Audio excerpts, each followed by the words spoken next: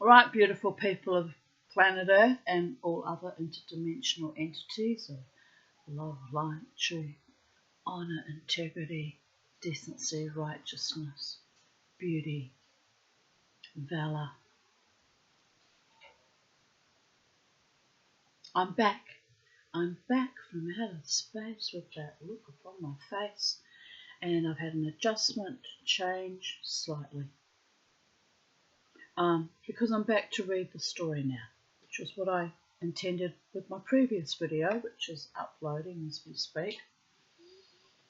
It's 11:35 a.m. on the 4th of October 2025. Made a nice cup of tea and had a bit of lunch, early lunch. I'm hungry, which is not good. Not good to be hungry all the time, but anyway. According to suggestion by my cousin Megan Phillips, I have indeed wormed myself.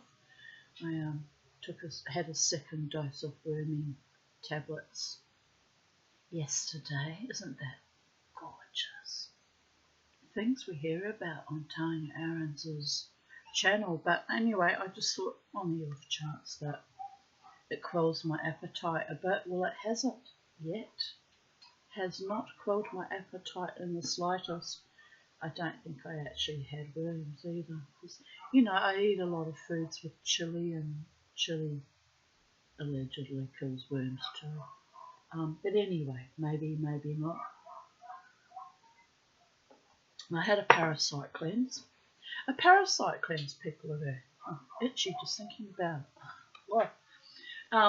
It's gross, but I'm a human being living in a human body, and I'm out in the garden a lot, and I guess I did get a fair bit of exposure. I wormed the birds.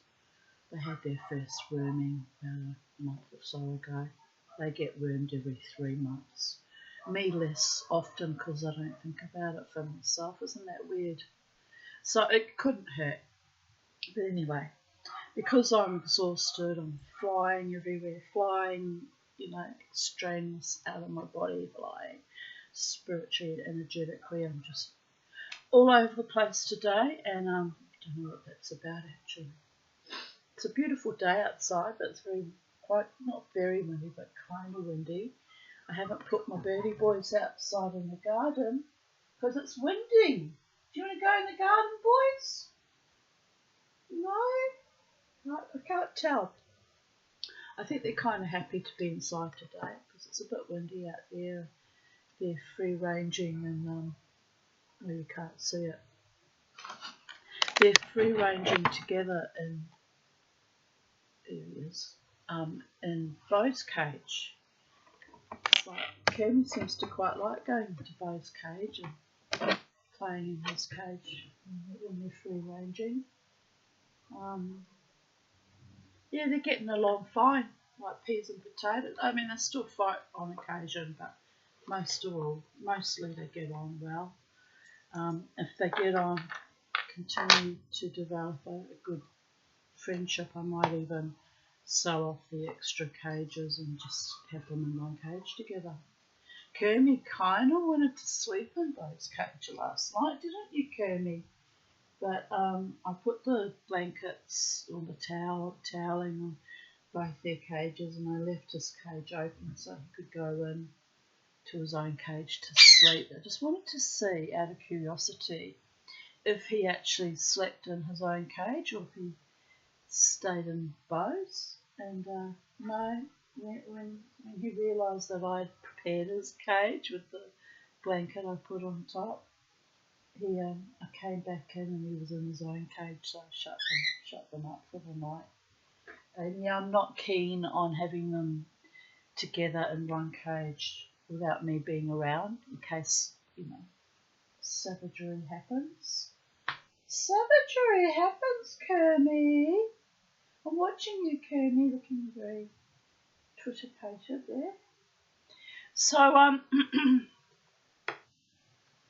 we'll continue on with the mission at hand, people of Earth. Chapter 19 of Baron and Luthien.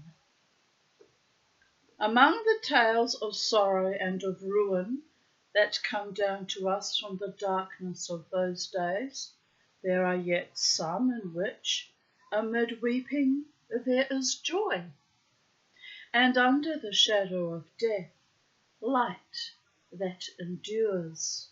What I said earlier in my other video, basically the subtext was of that. I'm a bit prescient sometimes.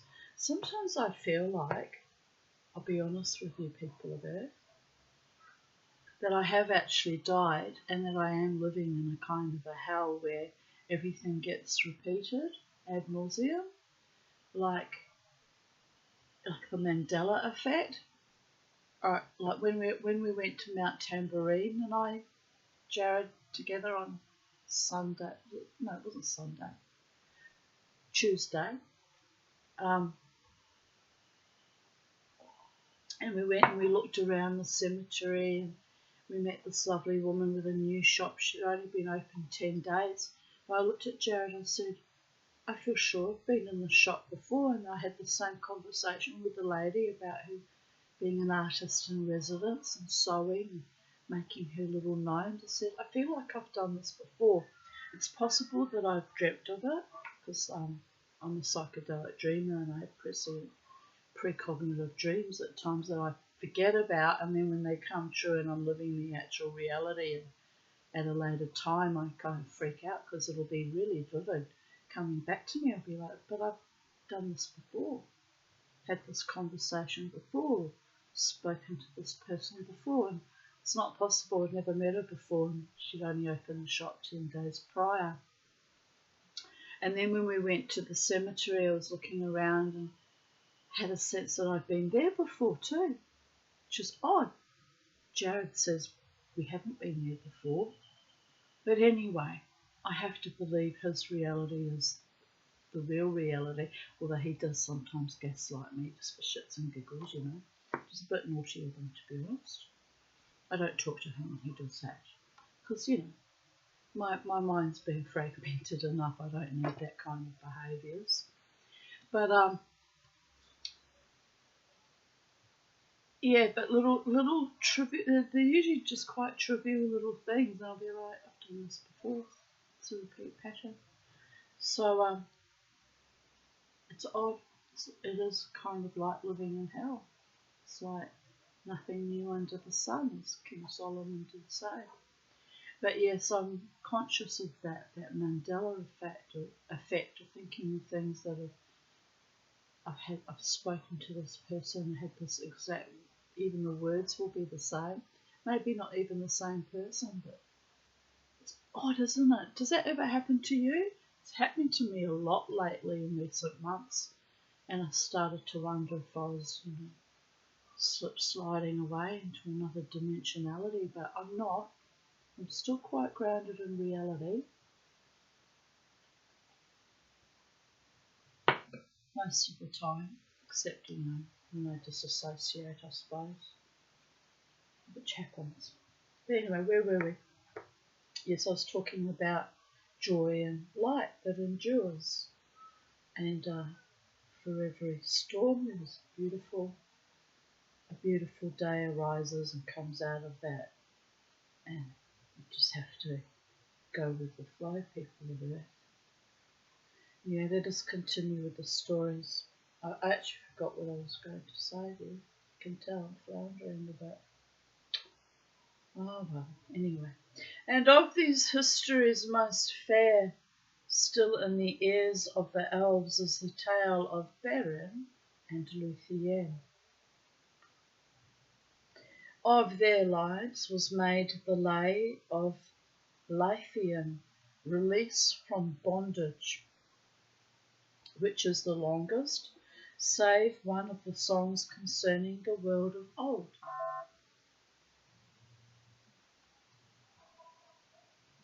But here the tale is told in fewer words and without song. It has been told that Barahir would not forsake Dorthonion, and there Morgoth pursued him to the death, until at last there remained to him only 12 companions. Now the forest of Dorthonion rose southward into mountainous moors, and in the east of those highlands there lay a lake, Tarn Eilean, with wild heaths about it, and all that land was pathless and untamed, for even in the days of the long peace none had dwelt there. But the waters of Tarn Eilean were held in reverence, for they were clear and blue by day, and by night were a mirror for the stars. And it was said that Melian herself had hallowed that water in days of old. Melian.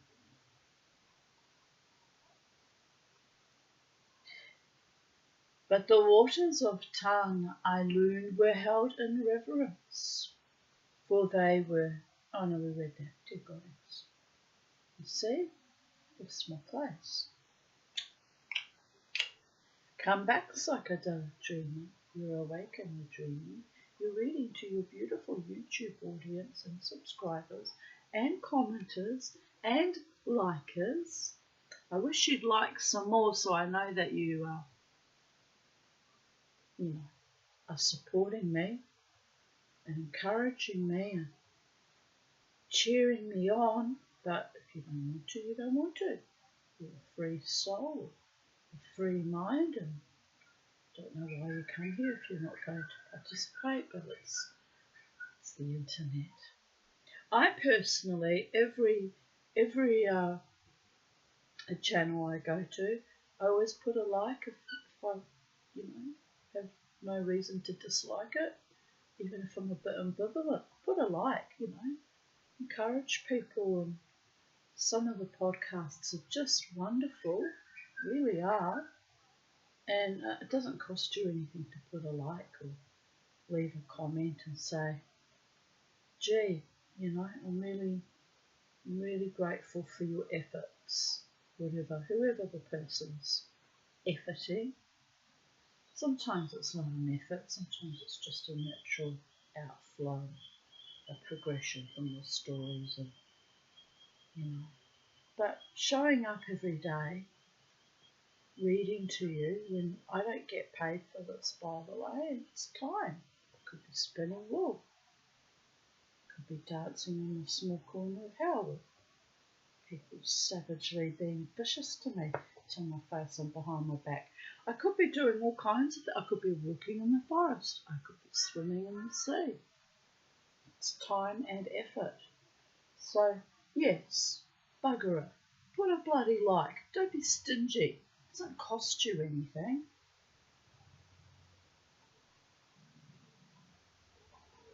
I do it because I just think it's, it's respectful and honouring of that person's output. And,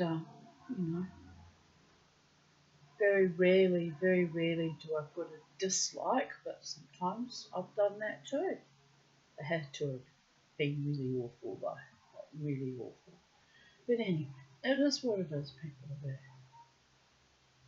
It's a one-dimensional, selfish, narcissistic, evil kind of world, and some of us are struggling to calibrate and recalibrate and function in it, and share stories, share our own personal, sometimes very painful stories, which you don't have to like that, but seriously, even I don't have to like it, do I? But I've survived it, so I've got to acknowledge it and be aware of it, and what the outcomes long term of that, what the cost. How do they put it? The emotional cost has actually been my daughter's a romantic partner, money, career, health, Everything, everything, everything, everything. It's an evil beyond words what we were put through. Survivors of child sexual abuse, which was the initial wounding, but one of the initial woundings, actually. My wounding started way before that. But that was, I guess, the first conscious cognition that we weren't in Kansas anymore, honey, and looking at my mother knowing I wasn't safe with her either. And that came as quite a ontological shock at 6 years of age. It was a watershed moment actually that showed me what the rest of my life was going to be like, and fortunately I was only a child, or I would have exited stage left then and there. Then and there, people of Earth. If I knew that I would spend the rest of my life struggling, I wouldn't have continued on. But as I say, I'm a powerful woman and a powerful spirit, and by the grace of the gods, people have come into my life that gifted me immensely financial things and emotional, mental and spiritual gifts, which enabled me to find a way to carry on in this life. So, to you, my darlings. So on we go with the story. Thither Barahia and his outlaws withdrew to the waters of Tan Ailu, and there made their lair, and Morgoth could not discover it. But the rumour of the deeds of Barahia and his companions went far and wide, and Morgoth commanded Sauron to find them and destroy them. Now among the companions of Barahia was Gorlam, son of Ungrim.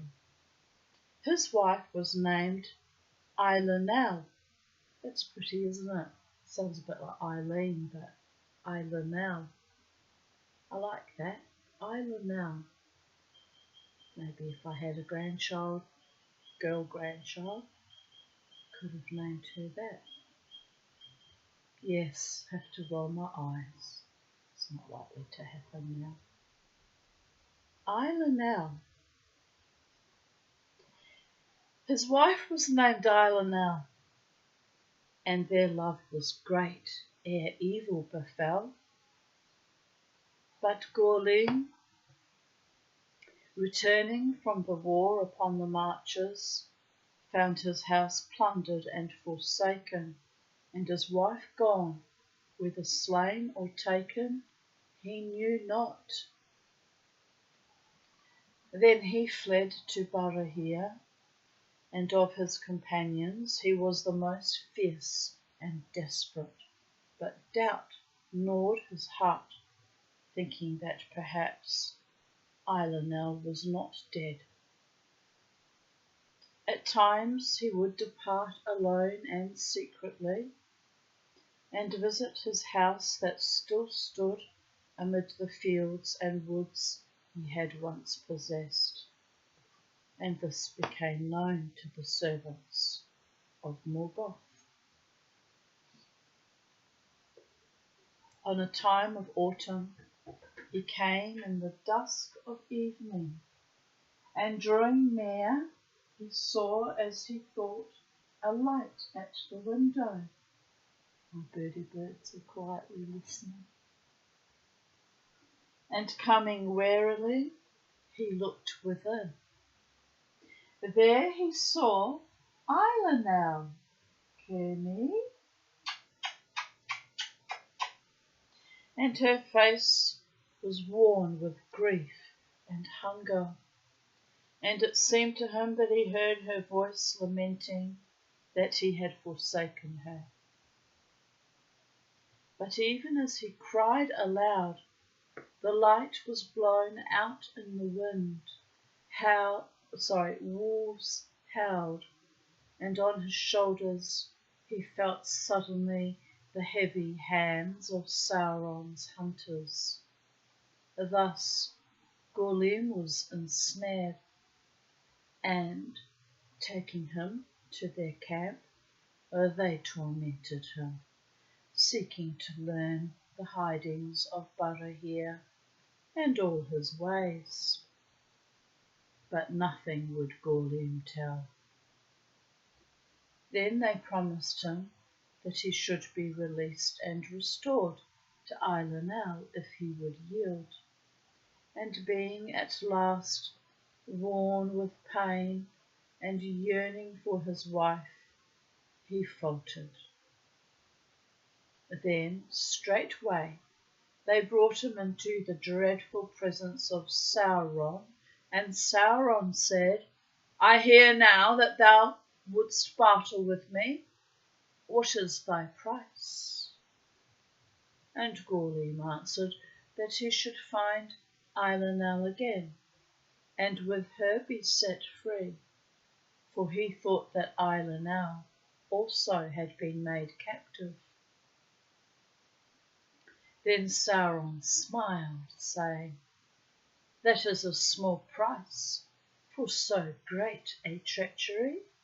So shall it surely be. Say on.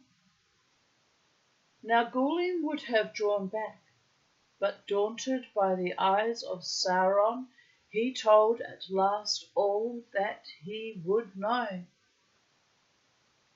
Then Sauron laughed, and he mocked Gorlim, and revealed to him that he had seen only a phantom devised by wizardry to entrap him, for Eilenel was dead.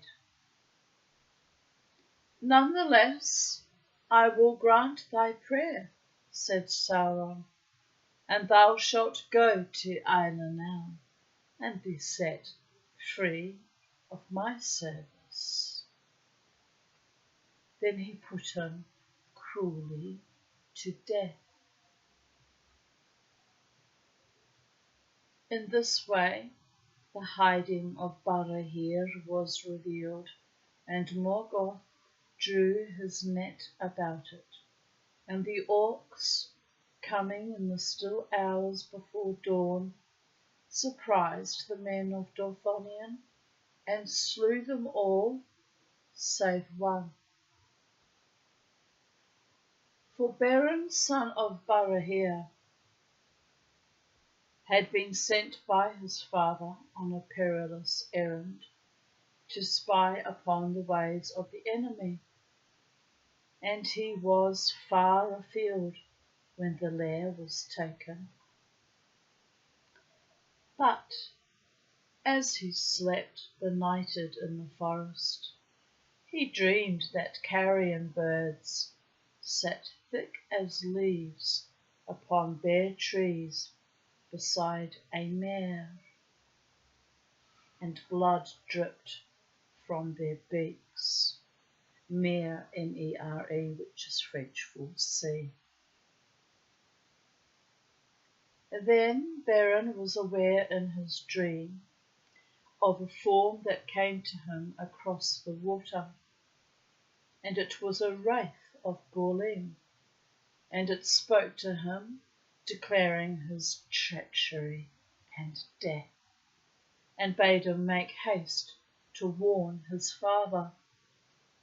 Then Beren awoke and sped through the night, and came back to the lair of the outlaws on the second morning.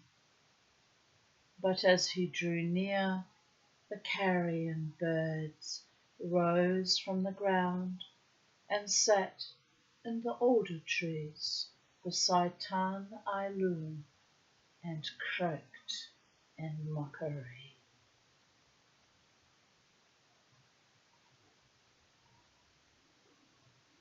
There Beren buried his father's bones, and raised a cairn of boulders above him, and swore upon it an oath of vengeance.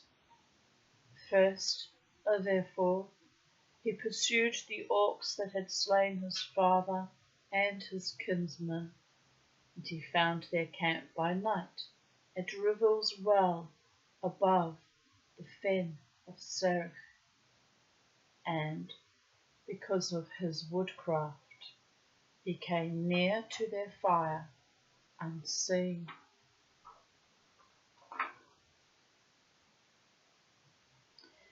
There their captain made boast of his deeds, and he held up the hand of Barahir that he had cut off as a token for Sauron that their mission was fulfilled. And the ring of Felagund was on that hand. Then Beren sprang from behind a rock and slew the captain, and taking the hand and the ring, he escaped, being defended by fate, for the orcs were dismayed, and their arrows fly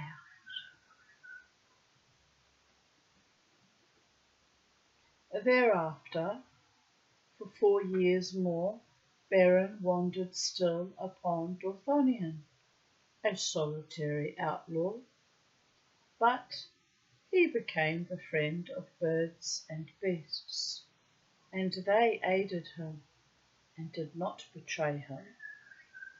And from that time forth he ate no flesh nor slew any living thing that was not in the service of Morgoth.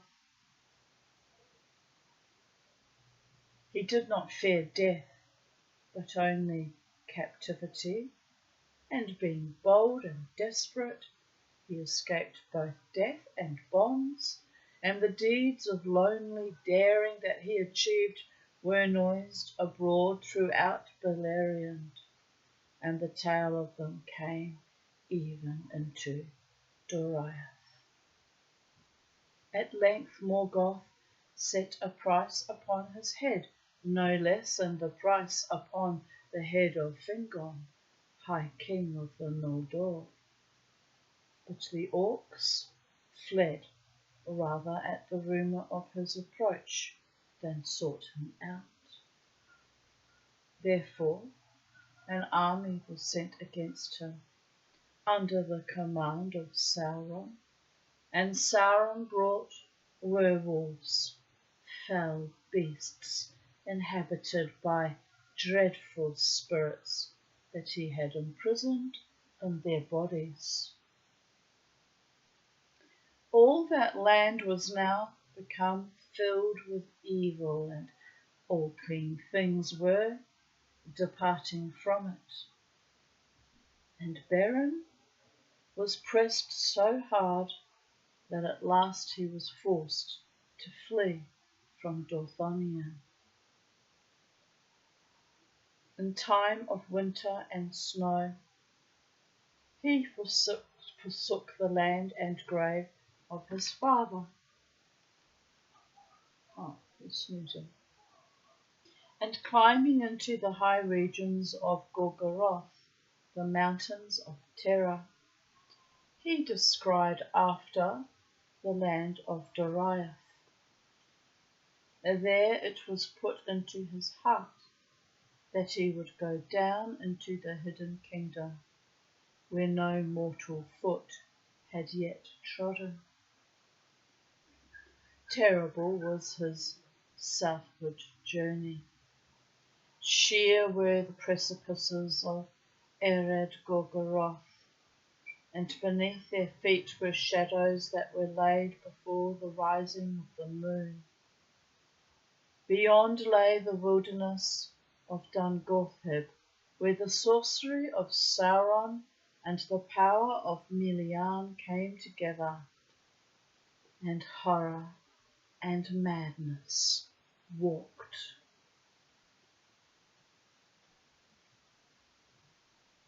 There, spiders of the fell race of Ungoliant abode, spinning their unseen webs in which all living things were ensnared.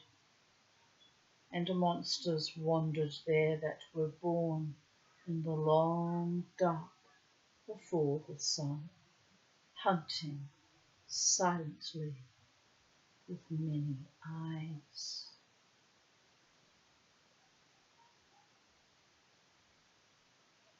No food for elves or men was there in that haunted land, but death only. That journey is not accounted least among the great deeds of Beren, but he spoke of it to no one after, lest the horror return into his mind, and none know how he found a way. And so came by paths that no man or elf else ever dared to tread to the borders of Doriath. And he passed through the mazes that Melian wove about the kingdom of Thingol, even as he had foretold, for a great doom lay upon him. It is told in the Lay of Leithian that Beren came stumbling into Doriath, grey and bowed, as with many years of woe, so great had been the torment of the road. But, wandering in the summer in the woods of Naldoreth, he came upon Luthien, daughter of Thingol and Melian, at a time of evening, under moonrise, as she danced upon the unfading grass in the glades beside Escaldun.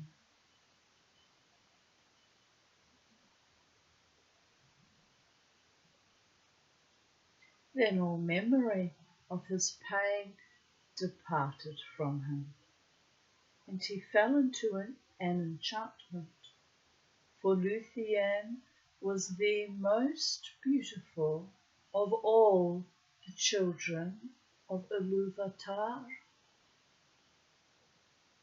Blue was her raiment as the unclouded heaven, and her eyes were grey as the starlit evening.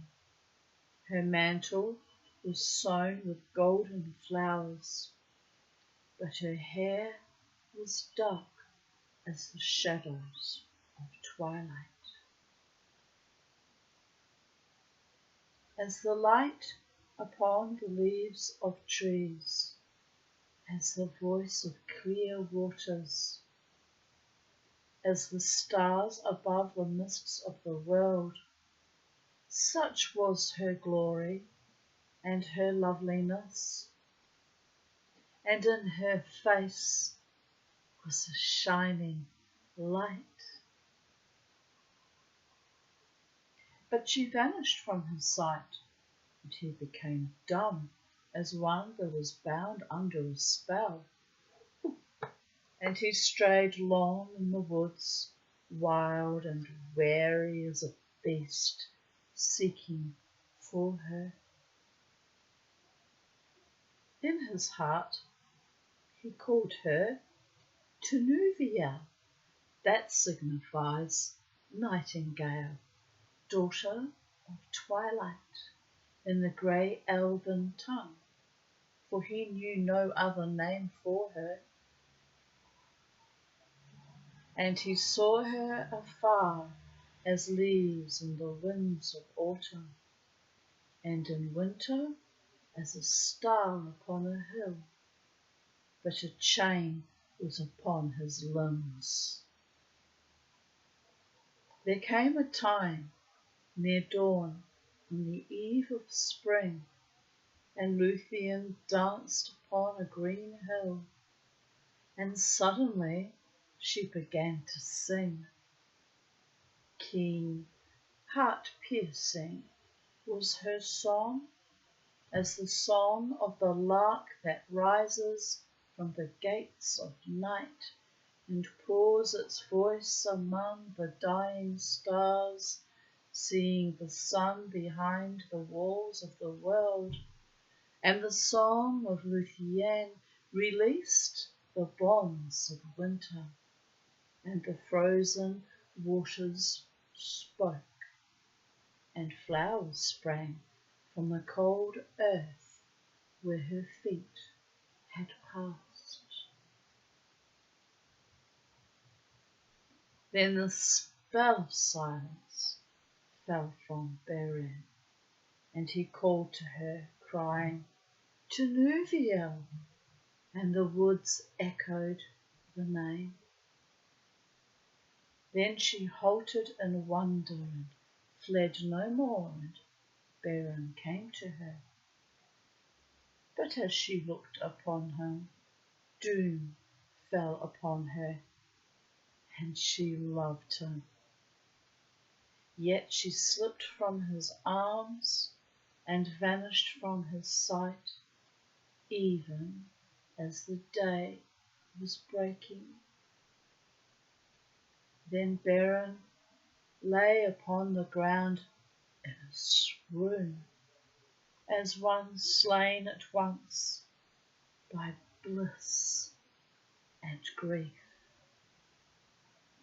And he fell into a sleep, as it were into an abyss of shadow, and waking he was cold as stone, and his heart barren and forsaken.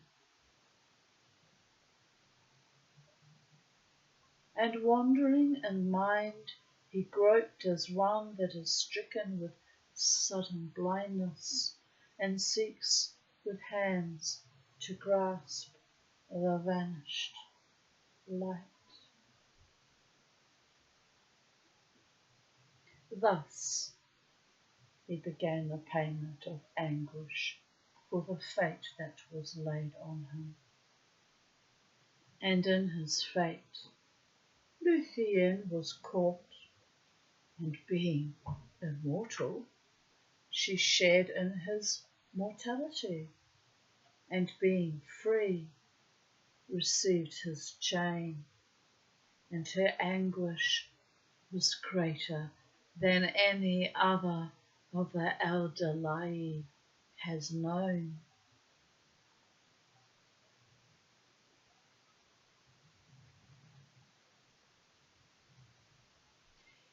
Beyond his hope, she returned to him where he sat in darkness, and long ago in the hidden kingdom she laid her hand in his. Thereafter often she came to him, and they went in secret through the woods together from spring to summer, and no others of the children of Iluvatar have had joy so great, though the time was brief. But Dairon the minstrel also loved Luthien, and he espied her meetings with Beren and betrayed them to Thingol. Then the king was filled with anger, for Luthien he loved above all things, setting her above all the princes of the elves, whereas mortal men he did not even take into his service. Therefore he spoke in grief and amazement to Luthien, but she would reveal nothing until he swore an oath to her that he would neither slay Beren nor imprison him. But he sent his servants to lay hands on him and lead him to Menegroth as a malefactor, and Luthien, forestalling them, led Beren herself before the throne of Thingol, as if he were an honoured guest. Just how you should treat your beloved ones, by the by.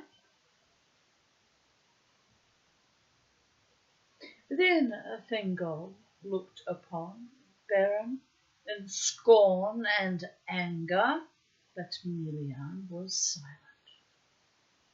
"Who are you," said the king, "that come hither as a thief and unbidden dare to approach my throne?" But Beren, being filled with dread for the splendour of Menegroth and the majesty of Thingol were very great, answered nothing. Therefore Luthien spoke and said,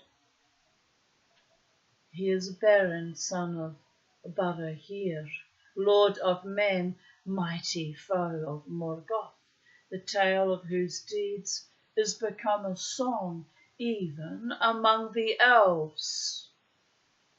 "Let Beren speak," said Thingol. "What would you hear, unhappy mortal? And for what cause have you left your own land to enter this, which is forbidden to such as you? Can you show reason why my power should not be laid upon you in heavy punishment for your insolence and folly?" Then Beren, looking up, beheld the eyes of Luthien, and his glance went also to the face of Melian, and it seemed to him that words were put into his mouth. This is how you know your true lover's destiny, when the right words pour from you, or your energy is received with grace and dignity and acceptance, and indeed welcomed, people of earth. Even though that destiny might turn rancid and evil, in the beginning you are welcomed and included, and you shine bright like a diamond, with sheer joy and delight at that gnosis. Destiny, people of earth. Destiny.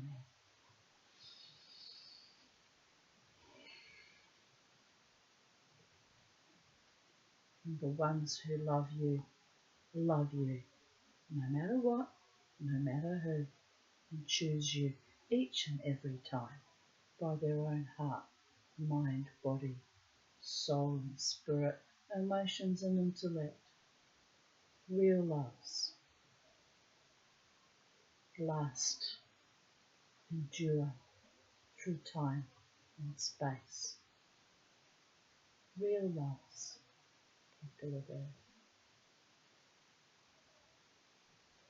Even that foul spirit that haunted me for 9 years, on some level at some point in our connection and time, must have loved me. That was a chilling gnosis. Came as quite a shock. Can't imagine how that went so evil so quickly. But it is what it is. Free will, people of earth. Free will and destiny.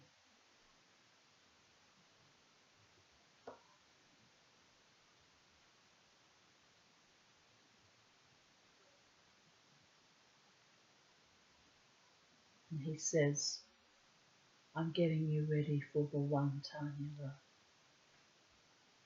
Whatever, Davidson. I'll believe it when I see it. I've been let down too many times before.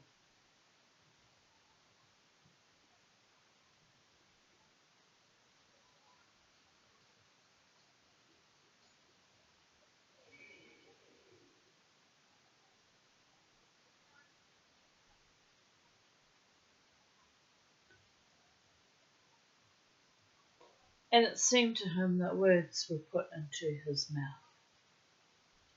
Fear left him, and the pride of the eldest house of men returned to him. And he said, My fate, O king, led me hither, through perils such as few even of the elves would dare. And here I have found what I sought not indeed, but finding I would possess forever. For it is above all gold and silver, and beyond all jewels. Neither rock nor steel, nor the fires of Morgoth, nor all the powers of the elf kingdoms shall keep me from the treasure that I desire. For Luthien, your daughter, is the fairest of all the children of the world.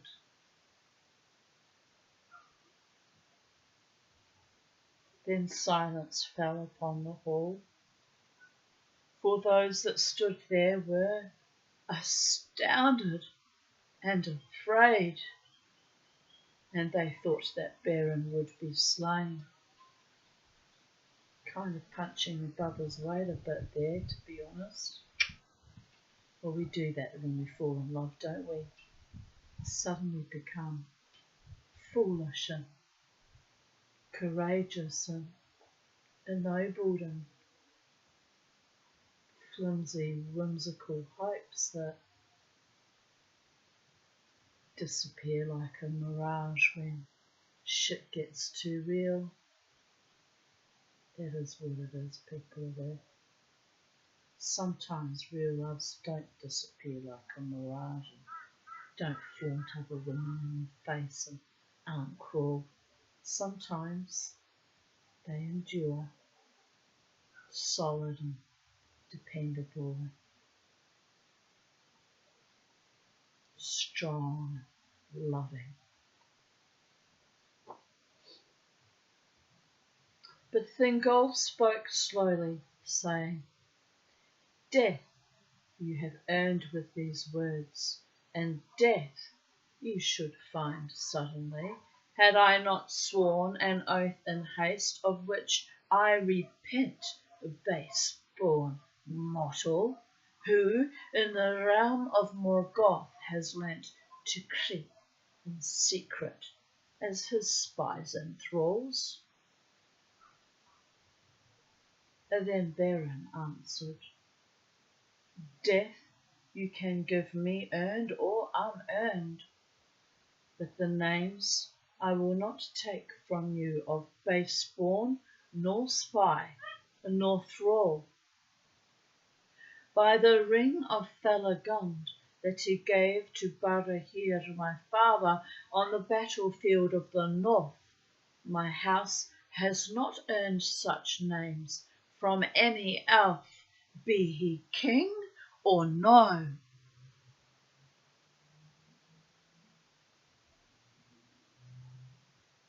His words were proud, and all eyes looked upon the ring, for he held it now aloft, and the green jewels gleamed there that the Noldor had devised in Valinor. For this ring was like to twin serpents, whose eyes were emeralds, and their heads met beneath a crown of golden flowers, that the one upheld and the other devoured. That was the badge of Finarfin and his house. I must try and draw that later. Be fun to try and make it something similar. Why not? Let me make a note of that. Not that I'm that good a drawer yet. Not good at anything. Failed at everything magnificently. Quentin Crisp and I some patikai, draw, ring, page 167.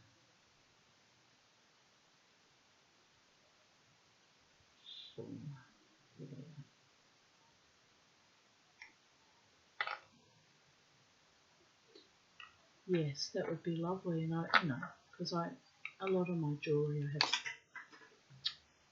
I have lately, since 2020, since Lilith came into my life to guide and protect me from evil, Lilith of all beings. A lot of my jewellery I ended up making serpents, which I sort of looked at it and was a bit odd. And then Sybil Snake moved in my back garden last year on October 31st exactly, and left on Remembrance Day, 11th of November. She hasn't been around yet. She might turn up though. She likes me, Sybil Snake. She was safe here while she shed her skin. And the turkey making a tremendously enormous mound. So we all live here in harmonic resonance. But yes, to me the serpent is not a symbol of evil, but of transformation and shedding of old skins and things that no longer serve you, that are just dry and husked and worthless, and renewal and transmogrification and transformation, symbol of wisdom and healing and life itself in many ways. That's how I relate to serpent symbols.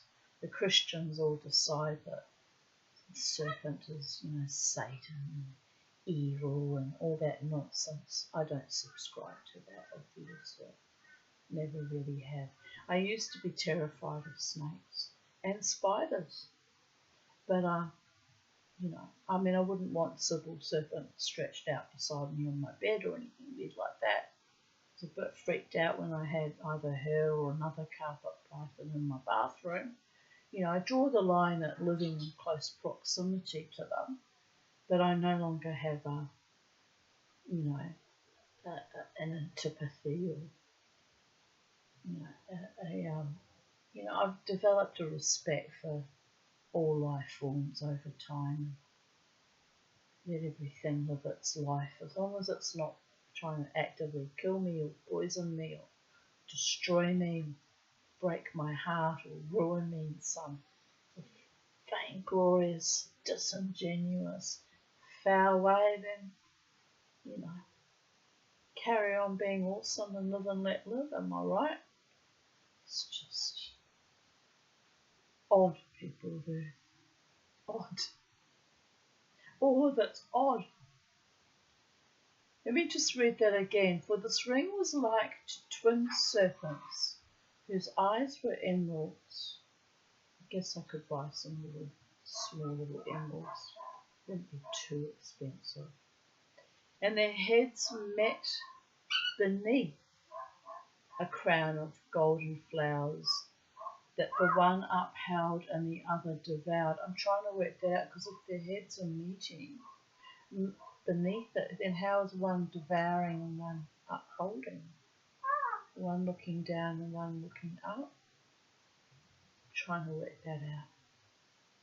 That was the badge of Finarfin and his house.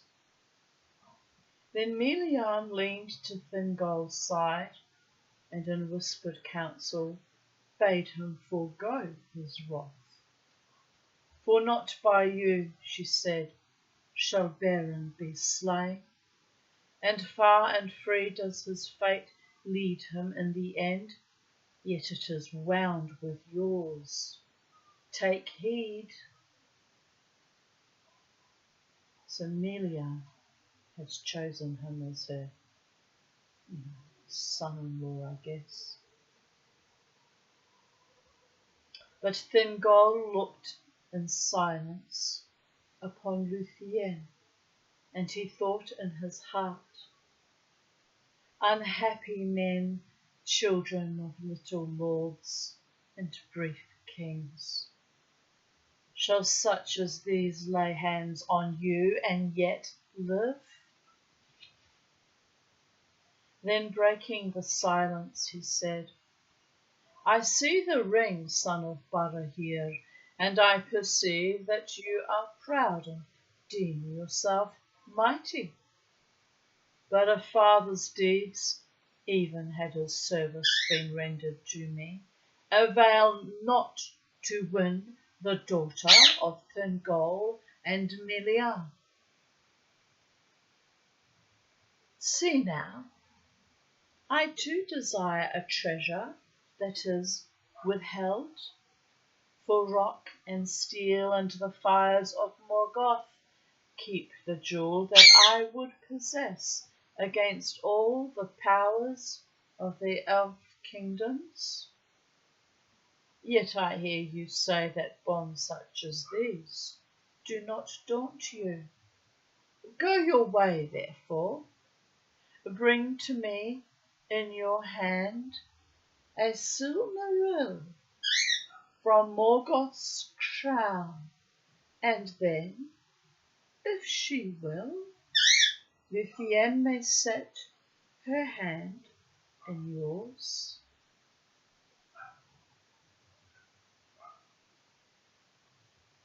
Then you shall have my jewel, and though the fate of Aldar lie within the Silmarils, yet you shall hold me generous.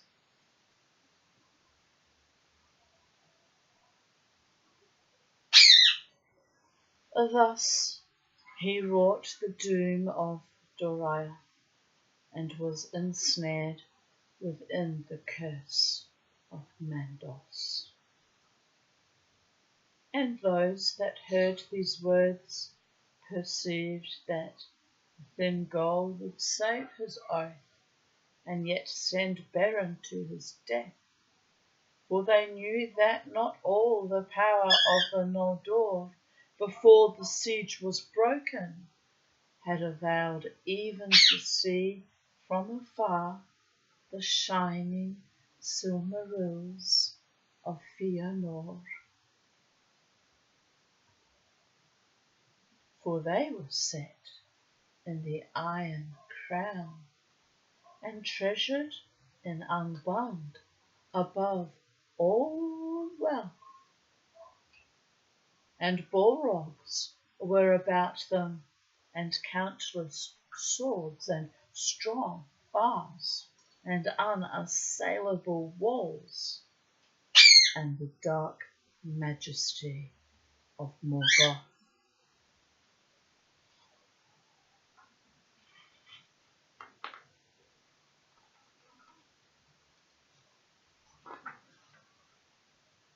But Beren laughed.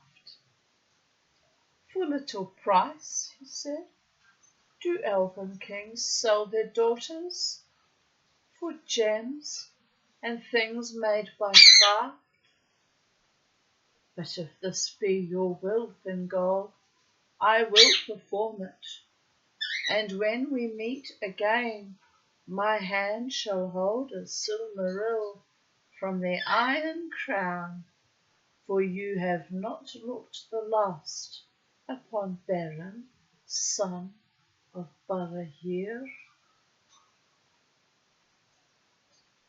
Then he looked into the eyes of Melian, who spoke not, and he bade farewell to Luthien, to Nuviel, and bowing before Thingol and Melian, he put aside the guards about him, and departed from Menegroth alone.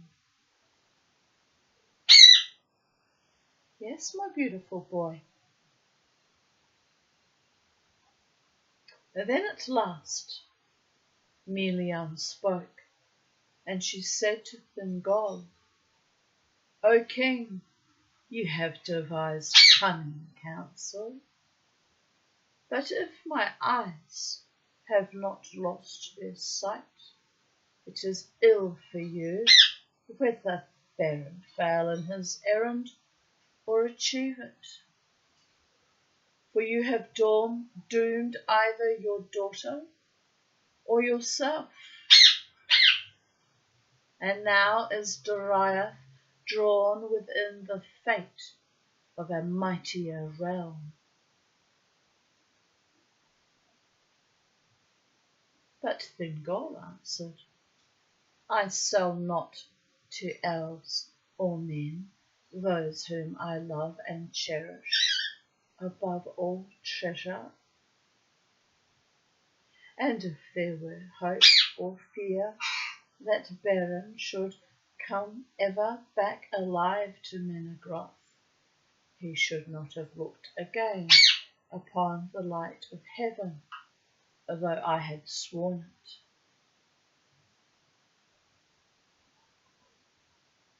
But Luthien was silent, and from that hour she sang not again in Doriath. A brooding silence fell upon the woods, and the shadows lengthened in the kingdom of Thingol.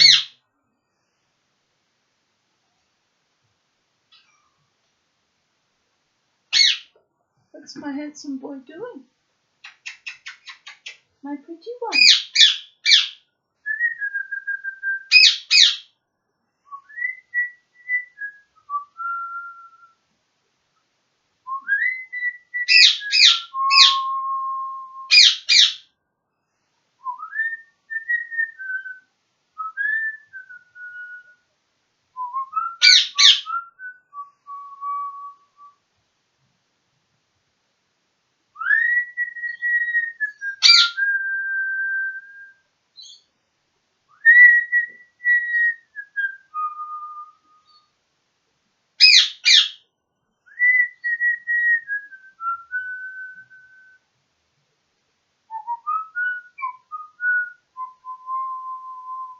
I miss my daughter today.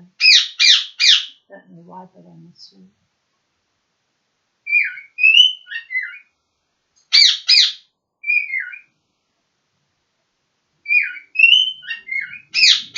By singing.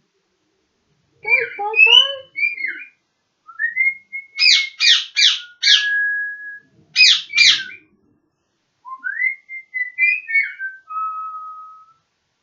Sing, Bobo.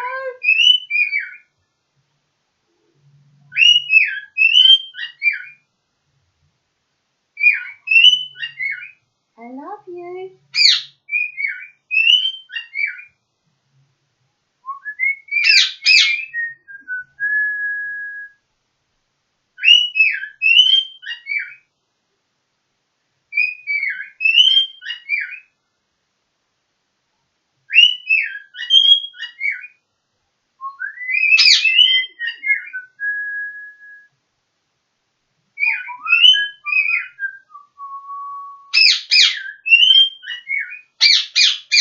Yes, Kermit.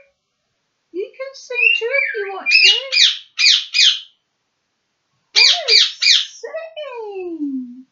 Oh, that was lovely, Bo.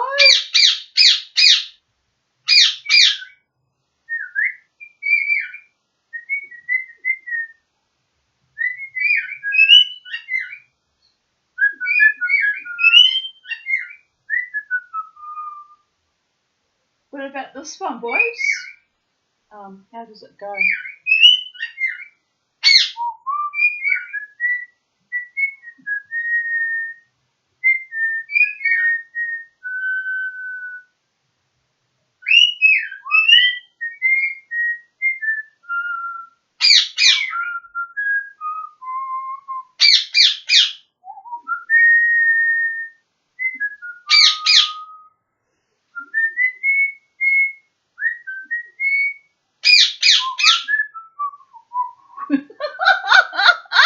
I'm trying to whistle. I'm probably out of tune. Cabaret. Come to the cabaret. Ready, boys?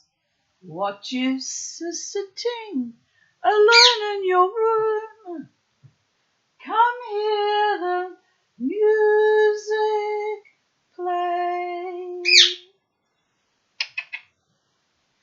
Come to the cabaret, oh chum. Come hear the music play. Right, better calm our farm. That was lovely though, wasn't it? That was lovely, Bo. I enjoyed your singing. You're a beautiful singer. Much better singer than Mama T is, let's be fair. But, you know, I keep trying. It's sad, but I keep trying. But anyway. I've lost my spot because I got excited by the little boy singing along. My gorgeous boy. Right. It is told in the Lay of Leithien that Beren passed through Doriath unhindered and came at length to the region of the twilight mares and the fens of Sirion, and leaving Thingol's land, he climbed the hills above the falls of Sirion, where the river plunged underground with great noise.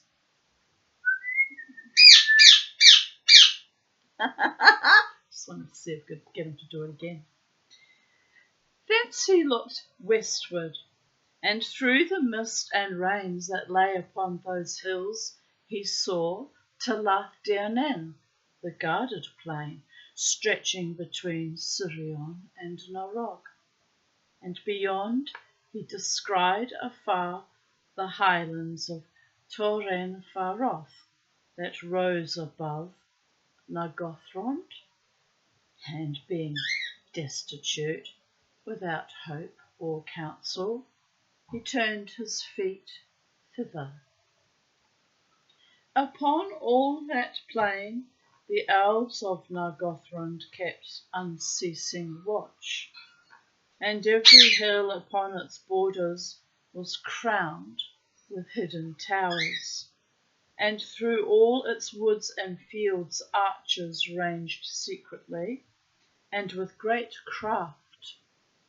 Their arrows were sure and deadly, and nothing crept there against their will.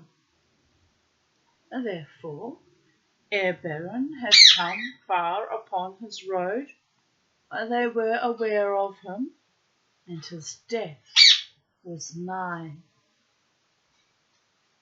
But knowing his danger, he held ever aloft the ring of Felagund, and though he saw no living thing, because of the stealth of the hunters, he felt that he was watched and cried often aloud, I am Beren, son of Barahir, friend of Felagund.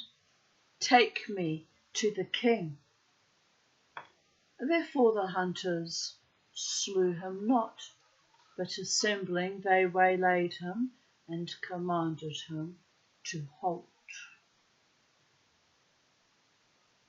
But seeing the ring, they bowed before him, though he was in evil plight, wild and wayworn, and they led him northward and westward, going by night, lest their paths should be revealed.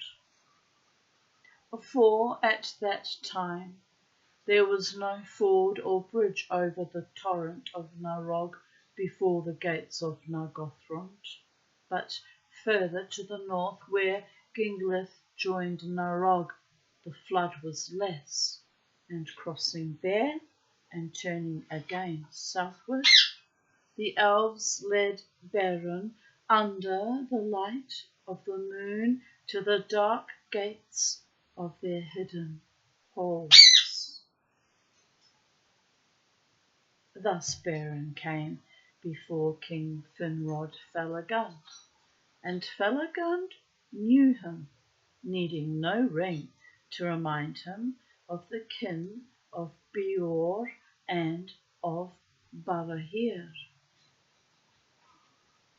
But of all that had befallen him in Doriath, we've lost some. I skipped a line. All right, my beautiful boys. Behind closed doors they sat,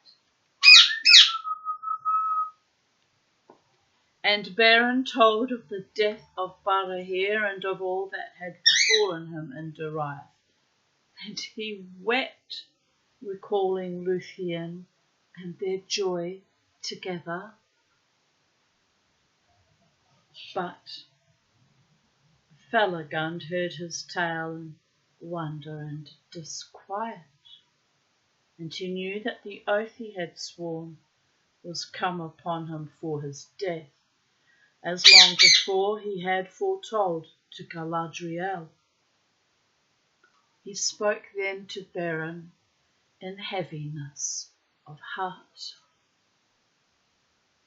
It is plain that Thingol desires your death, but it seems that this doom goes beyond his purpose, and that the oath of Fëanor is again at work. For the Silmarils are cursed with an oath of hatred, and he that even names them in desire moves a great power from slumber, and the sons of Fëanor would lay all the elf kingdoms in ruin rather than suffer any other than themselves to win or possess a Silmaril, for the oath drives them. And now Caligorn and Curufin are dwelling in my halls. And though I, Finarfin's son, am king, they have won a great power in the realm and lead many of their own people. They have shown friendship to me in every need, but I fear they will show neither love nor mercy to you if your quest be told. Yet my own oath holds, and thus we are all ensnared. Then King Felagund spoke before his people. You still filming? Okay. Oh, that bloody... Well, we're lucky we're still filming. It usually flips us off. No, just move that away. That keyboard is a nightmare. A nightmare, people do. But without it, I can't function this laptop at all. So, it's a nightmare with a purpose. Right, where were we? Then King Felagund spoke before his people, recalling the deeds of Barahir and his vow, and he declared that it was laid upon him to aid the son of Barahir in his need, and he sought the help of his chieftains. Then Caligorn arose amid the throng, and drawing his sword he cried, be he friend or foe, whether demon of Morgoth, or elf, or child of men, or any other living thing in Ardar, neither law nor love, nor league of hell, nor might of the Valar, nor any power of wizardry shall defend him from the pursuing hate of Fëanor's sons, if he take or find a Silmaril and keep it. For the Silmarils we alone claim until the world ends. Many other words he spoke, as potent as were long before in Tirion the words of his father that first inflamed the Noldor to rebellion. And after Caligorm, Curufin spoke more softly, but with no less power, conjuring in the minds of the elves a vision of war and the ruin of Nargothrond.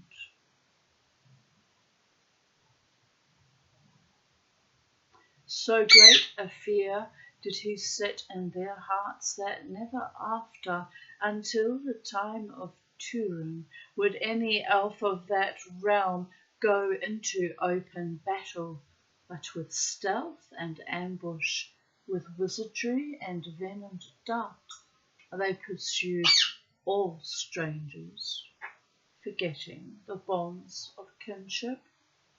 Thus they fell from the valour and freedom of the elves of old, and their land was darkened. And now they murmured that Finarfin's son was not as a Valar to command them, and they turned their faces from him. But the curse of Mandos came upon the brothers, and dark thoughts arose in their hearts, thinking to send forth Felagund alone to his death, and to usurp, it might be, the throne of Nargothrond, for they were of the eldest line of the princes of the Noldor. And Felagund, seeing that he was forsaken, took from his head the silver crown of Nargothrond and cast it at his feet, saying, "Your oaths of faith to me you may break, but I must hold my bond. Yet, if there be any on whom the shadow of our curse has not yet fallen, I should find at least a few to follow me, and should not go hence as a beggar that is thrust from the gates." There were 10 that stood by him, and the chief of them, who was named Edrahil, stooping, lifted the crown and asked that it be given to a steward until Felagund's return. "For you remain my king and theirs," he said, "whatever betide."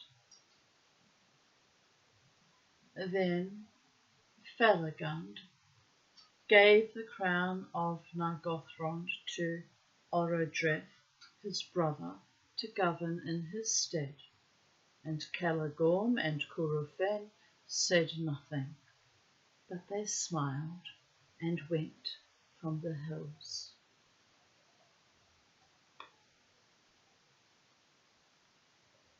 On an evening of autumn, Felagund and Beren set out from Nargothrond with their 10 companions, and they journeyed beside Narog to his source in the falls of Ivrin. Beneath the shadowy mountains, they came upon a company of orcs, and slew them all in their camp by night. And they took their gear and their weapons. By the arts of Felagund, their own forms and faces were changed into the likeness of orcs. And thus disguised, they came far upon their northward road, and ventured into the western pass, between Ered Wethrin and the highlands of Tor-Nufun. But Sauron in his tower was ware of them, and doubt took him, for they went in haste, and stayed not to report their deeds, as was commanded to all the servants of Morgoth that passed that way. Therefore he sent to waylay them, and bring them before him. Thus befell the contest of Sauron and Felagund, that which is renowned. For Felagund strove with Sauron in songs of power, and the power of the king was very great. But Sauron had the mastery, as is told in the Lay of Laithian. He chanted a song of wizardry, of piercing, opening, of treachery, revealing, uncovering, betraying. Then, sudden, Felagund, there swaying, sang in answer a song of staying, resisting, battling against power, of secrets kept, strength like a tower, and trust unbroken, freedom, escape, of changing and of shifting shape, of snares eluded, broken traps, the prison opening, the chain that snaps. Backwards and forwards swayed their song, reeling and foundering as ever more strong. The chanting swelled, Felagund fought, and all the magic and might he brought of Elveness into his words. Softly in the gloom they heard the birds singing afar in Nargothrond, the sighing of the sea beyond, beyond the western world, on sand of pearls in Elven land. Then the gloom gathered, darkness growing in Valinor, the red blood flowing beside the sea, where the Noldor slew the foam riders, and stealing drew their white ships with their white sails from lamplit havens. The wind wails, the wolf howls, the ravens flee. The ice mutters in the mouths of the sea. The captives sad and unbound mourn. Thunder rumbles, the fires burn, and Finrod fell before the throne.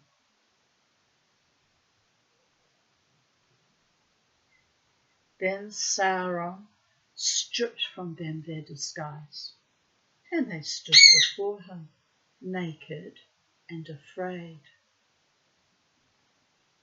But though their kinds were revealed, Sauron could not discover their names or their purposes. He cast them, therefore, into the deep pit, dark and silent, and threatened to slay them cruelly unless one would betray the truth to him. From time to time they saw two eyes kindled in the dark, and a werewolf devoured one of the companions, but none betrayed their lord.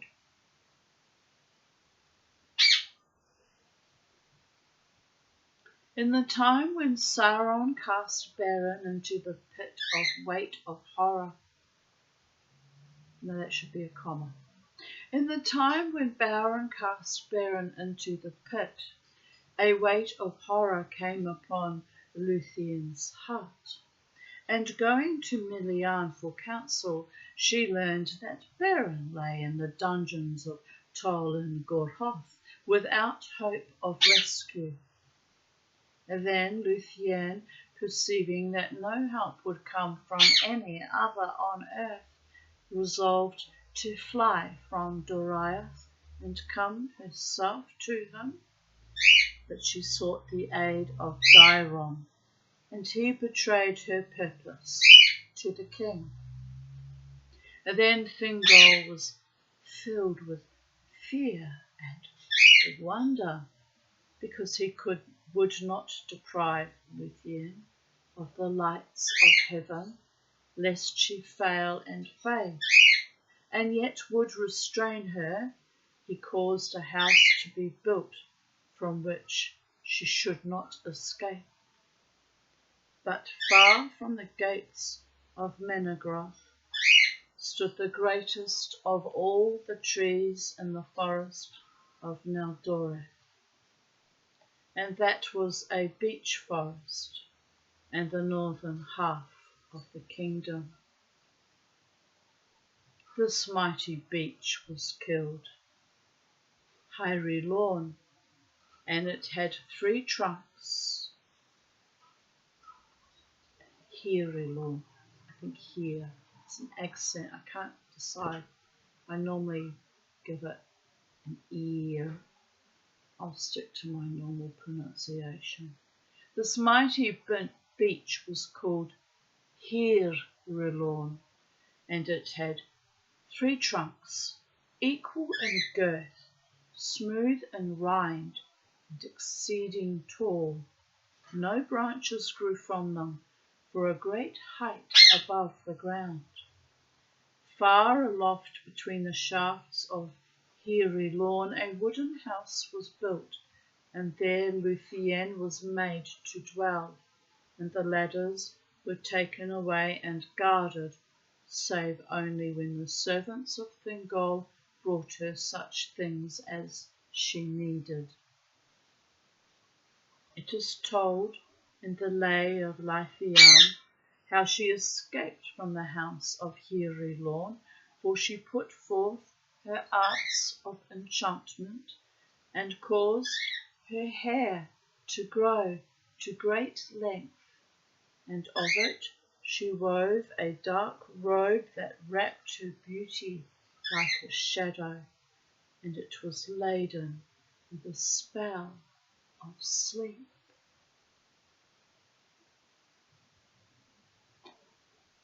Of the strands that remained, she twined a rope, and she let it down from her window, and as the end swayed above the guards that sat beneath the tree, they fell into a deep slumber.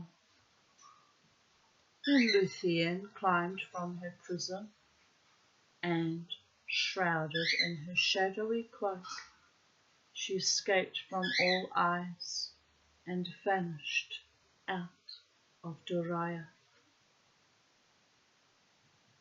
It chanced that Caligorm and Curufin went on a hunt through the guarded plain, and this they did because Sauron, being filled with suspicion, sent forth many wolves into the Elflands. Therefore they took their hounds and rode forth, and they thought that ere they returned, they might also hear tidings concerning King Felagund. Now the chief of the wolfhounds that followed Caligorm was named Huan. He was not born in Middle-earth, but came from the blessed realm. For Oromi had given him to Caligorm long ago in Valinor, and there he had followed the horn of his master before evil came. Huan followed Caligorm into exile, and was faithful, and thus he too came under the doom of woe set upon the Noldor, and it was decreed that he should meet death, but not until he encountered the mightiest wolf that would ever walk the world. Huan it was that found Luthien, flying like a shadow, surprised by the daylight under the trees, when Caligorm and Curufin rested a while near to the western eaves of Doriath, for nothing could escape the sight and scent of Huan, nor could any enchantment stay him, and he slept not, neither by night or day nor day.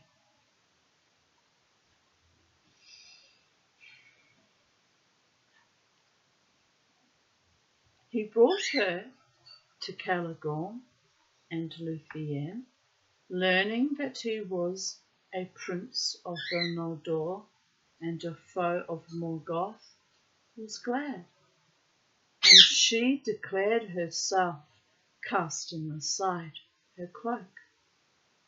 So great was her sudden beauty revealed beneath the sun that Caligorm became enamoured of her. But he spoke her fair and promised that she would find help in her need if she returned with him now to Nargothrond.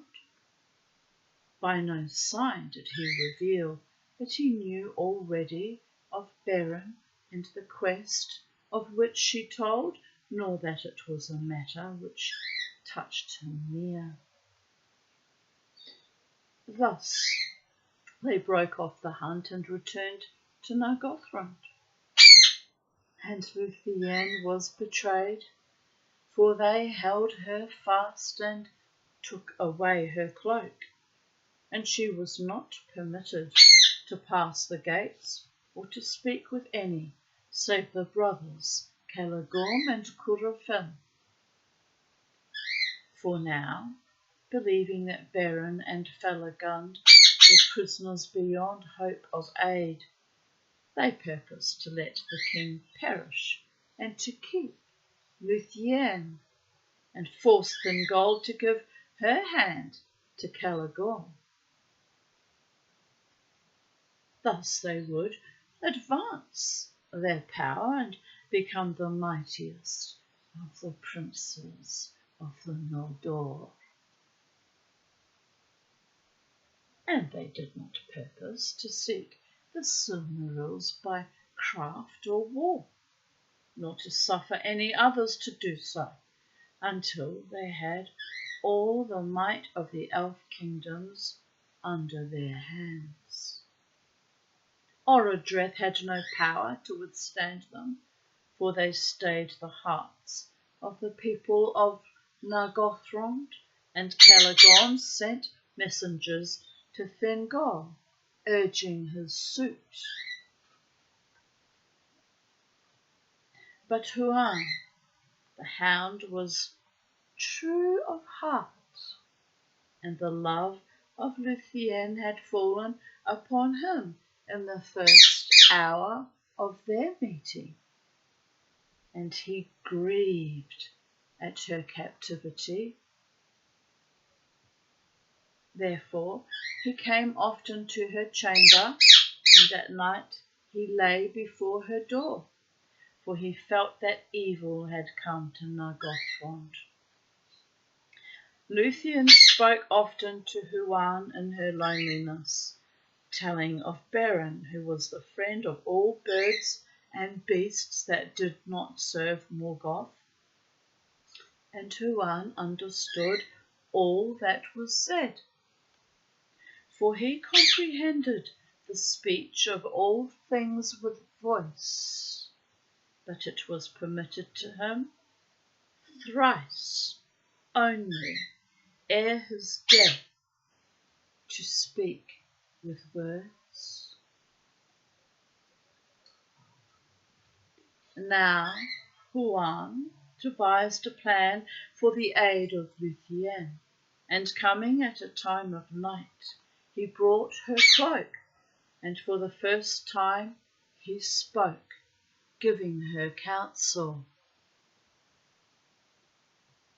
Then he led her by secret ways out of Nargothrond, and they fled north together, and he humbled his pride and suffered her to ride upon him in the fashion of a steed, even as the orcs did at times upon great wolves. Thus they made great speed, for Huan was swift and tireless.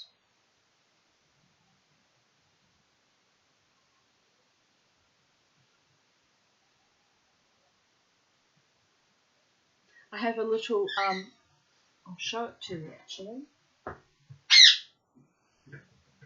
Oh, I'm getting very tired. Very tired.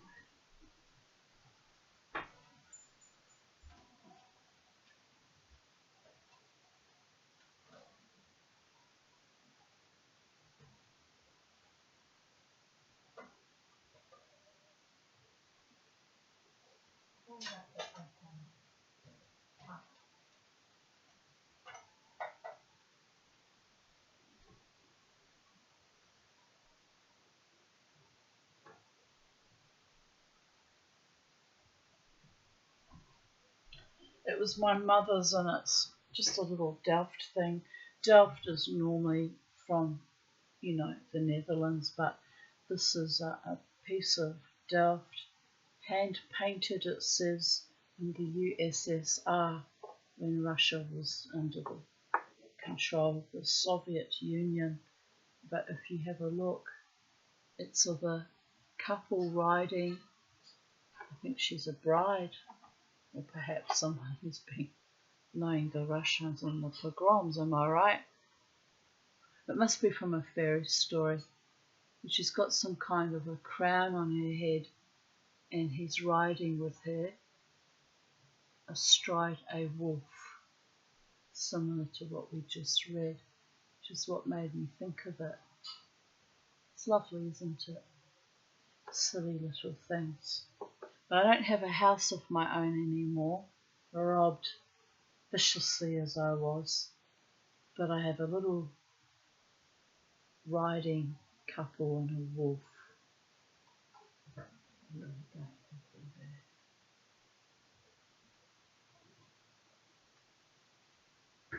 I need to I need to go to the dentist and fix that too. That's adding to my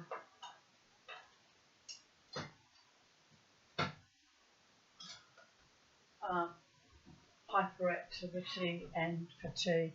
Well, I might be wrong because I don't have any pain in it. I'm getting transferred pain on that side, but the tooth itself hasn't been painful, but it's been since July. What is it now? August, September, October. And I've got to have that other procedure in November, so I really should get myself to the dentist in the next few weeks, get that addressed so that, I don't have a flare-up of multiple infections all at once. Or I really feel woeful. I feel dreadful. I really do. I'm so tired, and yet I'm pushing myself through each day, and it's kind of insane, people are there. But, I'm looking better in the face. Even though I'm tired, I don't know, I look less bloated and wrinkled, and 2003 when I was sleeping not at all and my bladder was having me up 20 times a night, I really look like a wrinkled old crone. I don't know, somehow I feel like even my neck looks less. I have my double chin, of course. Maybe I'm delusional. Maybe I'm actually dead and you're talking to my ghost. But I feel like I'm looking prettier these days, which is a bit odd given how tired I am and depleted. So it's probably the gift of the CPAP oxygenating me more even though I'm exhausted, or maybe it's some kind of spiritual transformation as well. Who can tell? We'll see. If the Botox that I've tried to avoid for over 2 years now fixes the bladder and I get better sleep at night, maybe I'll become a productive member of society at long last and maybe even be able to hold down and keep a job. That would be weird, people. Well, we'll see what comes. What's meant to be is meant to be. Destiny, people, there. Destiny. Right, let me just see.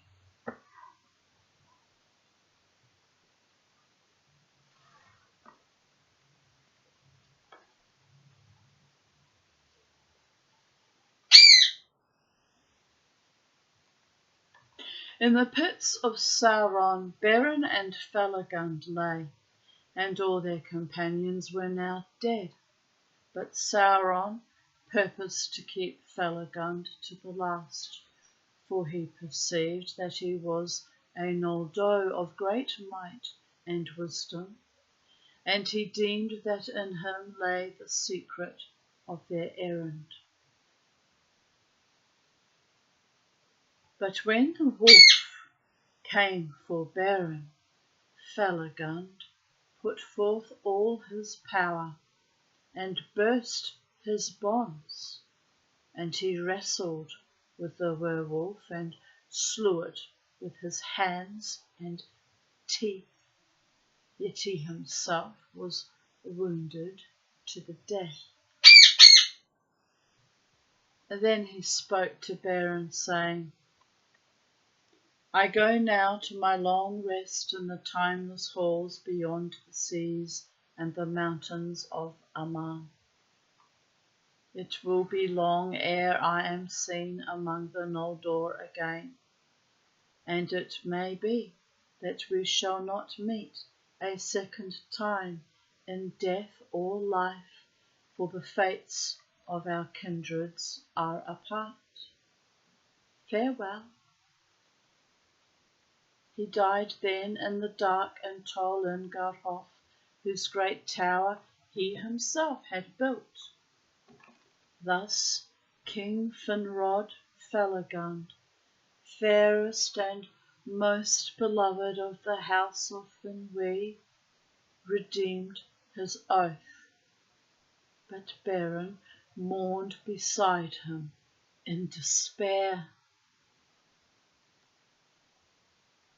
In that hour Luthien came, and standing upon the bridge that led to Sauron's isle, she sang a song that no walls of stone could hinder. Beren heard, and he thought that he dreamed, for the stars shone above him, and in the trees nightingales were singing. And in answer he sang a song of challenge that he had made in praise of the 7 stars, the sickle of the Valar that Avada hung above the north as a sign for the fall of Morgoth. Then all strength left him, and he fell down into darkness.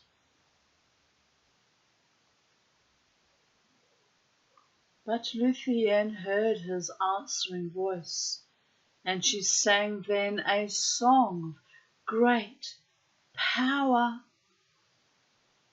The wolves howled, and the isle trembled.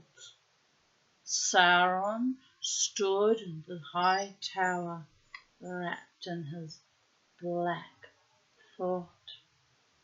and he smiled, hearing her voice, for he knew that it was the daughter of Melian. The fame of the beauty of Luthien and the wonder of her song had long gone forth from Doriath, and he thought to make her captive and hand her over to the power of Morgoth, for his reward would be great.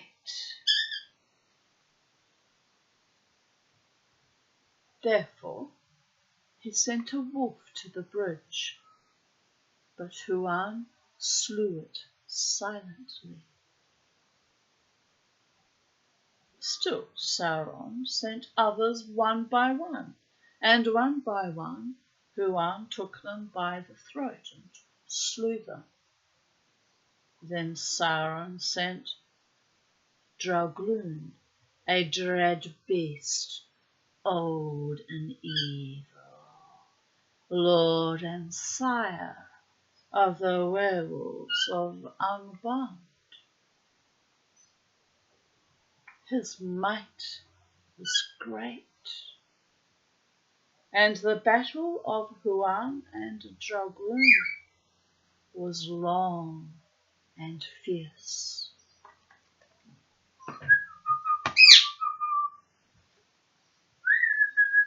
Sing, little boy, sing for me.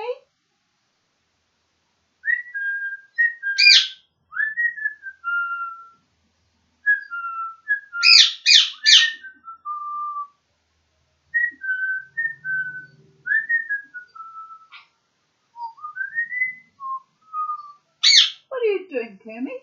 You stop picking on my bow. You go back in your own cage, you big green bully. My goodness. Yet at length Draugluin escaped, and fleeing back into the tower, he died before Sauron's feet. And as he died, he told his master, Huan is there.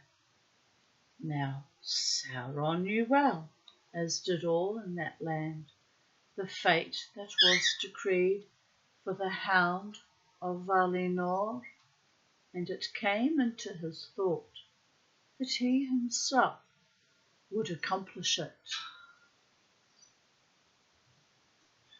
Therefore, he took upon himself the form of a werewolf, and made himself the mightiest that had yet walked the world. And he came forth to win the passage of the bridge.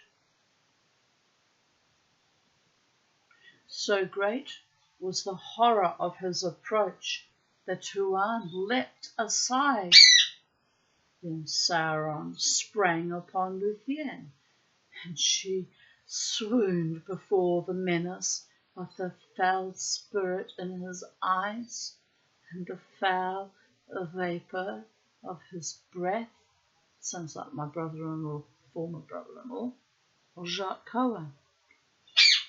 Foulest vaporous breath I ever smelt in my entire life. Oh, he was an evil man too. They were all evil. And what was my role in it? Brought forth the next generation. So it is, and so it always will be. What a waste of my youth. What a fucking epic fucking waste. But here I am, reading the Silmarillion again, as I once did in my youth. Closed circuit, people there. Closed circuit on the grooving with my homies. Riders in the storm. Well, never mind. Calm my fast. But even as he came, falling, she cast a fold of her dark cloak before his eyes, and he stumbled for a fleeting drowsiness came upon him. Then Huan sprang.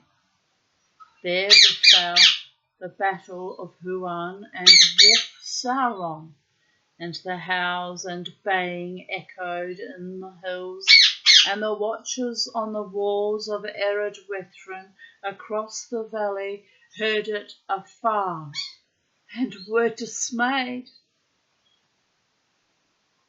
But no wizardry nor spell, neither fang nor venom, nor devil's art, nor beast strength could overthrow Huan of Valinor, and he took his foe by the throat and pinned him down. Then Sauron shifted shape from wolf to serpent, and from monster to his own accustomed form. But he could not elude the grip of Huan without forsaking his body utterly. Ere his foul spirit left its dark house, Luthien came to him and said that he should be stripped of his raiment of flesh, and his ghost be sent quaking back to Morgoth. And she said, there everlastingly thy naked self shall endure the torment of his scorn, pierced by his eyes, unless thou yield to me the mastery of thy tower. Then Sauron yielded himself, and Luthien took the mastery of the isle and all that was there, and Huan released him. And immediately he took the form of a vampire, great as a dark cloud across the moon, and he fled, dripping blood from his throat upon the trees, and came to Tornafun and dwelt there, filling it with horror. Now listen, there's lots of picking on each other going on. I think you need to go in your own cage, Clammy boy. What's my little bow doing? What are you doing, little bow? Are you okay? Yeah? Is the green-eyed monster picking on you?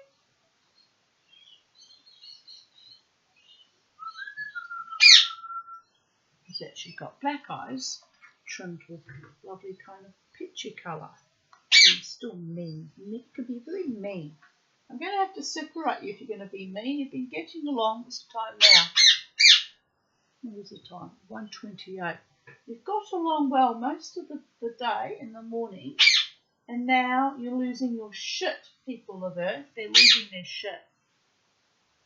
Oh, is it boredom or is it mischief? Come on, man. Come on. Come on, handsome boy. Come to the mama tea. Like all the handsome boys come to the mama tea. Baby, baby, baby. Oh, well. I'm joking about that, by the way. But you know when they're a little bit serious and they find me irresistible dogs. Anyway, you kind of have to laugh about that. But I don't want fake lovers or married unavailable men to torment me. No. Not at all, not at all. Then Luthien, I mean you have to laugh. It's not funny, but you kind of have to laugh. Then Luthien stood upon the bridge and declared her power.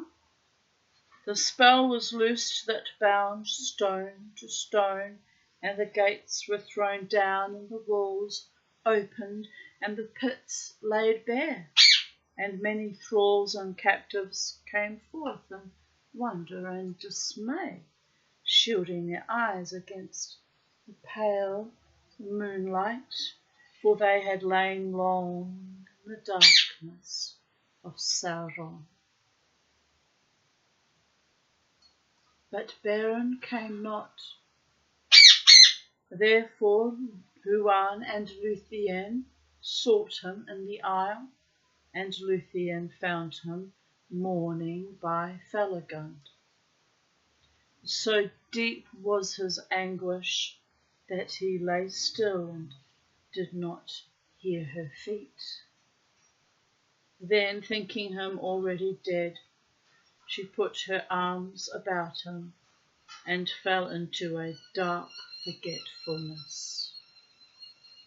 But Beren, coming back to the light out of the pits of despair, lifted her up, and they looked again upon one another. And the day, rising over the dark hills, shone upon them. They buried the body of Felagund upon the hilltop of his own isle, and it was clean again, and the green grave of Finrod Finarfin's son, fairest of all the princes of the elves, remained inviolate until the land was changed and broken and founded under destroying seas. But Finrod walks with Finarfin, his father, beneath the trees in Eldamar.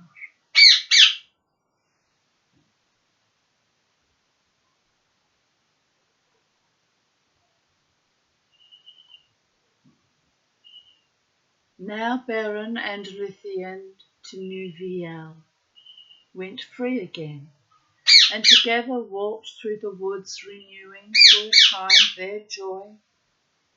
And though winter came, it hurt them not, for flowers lingered where Luthien went, and the birds sang beneath the snow-clad hills.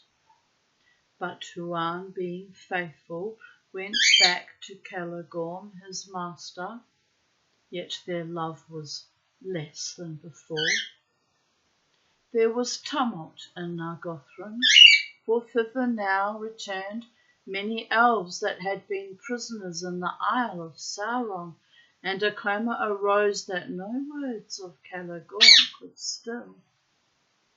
They lamented bitterly the fall of Felagund their king, saying that a maiden had dared that which the sons of Fëanor had not dared to do.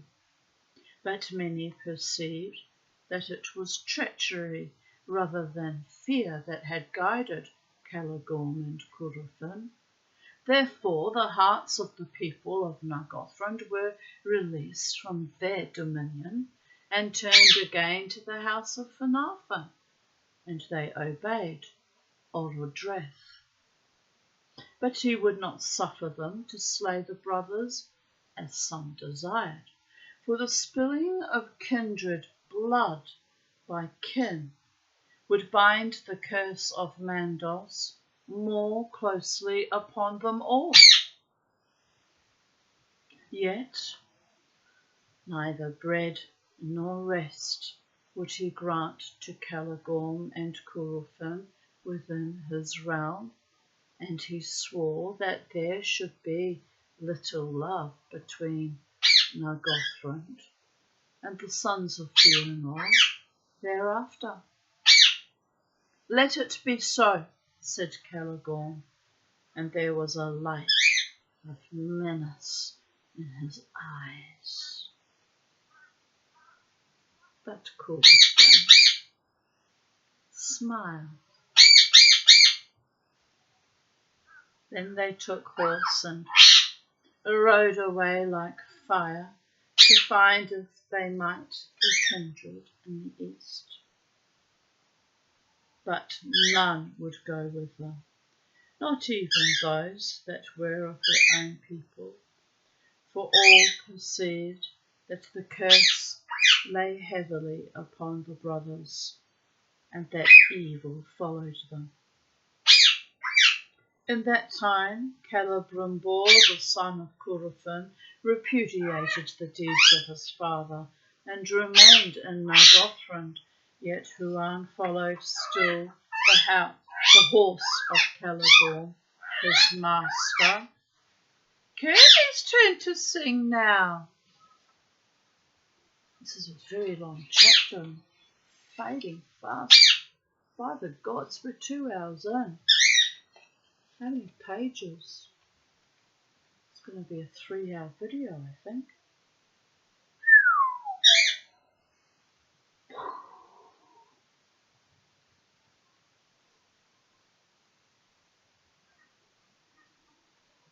Northward they rode, for they intended in their haste to pass through Dunbar and along the north marches of Doriath, seeking the swiftest road to Himring, where Maedhros their brother dwelt, and still they might hope with speed to traverse it, since it lay close to Doriath's borders, shunning Nan, Dungorthib, and the distant menace of the mountains of terror. Pretty boy.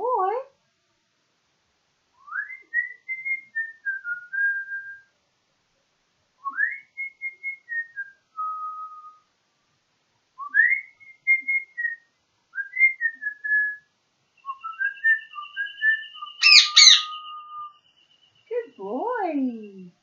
He's a pretty birdie. Can you see him?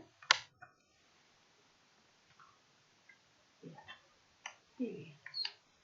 All green and beautiful. A beautiful boy. Now it is told that Beren and Luthien came in their wandering into the forest of Brithiel.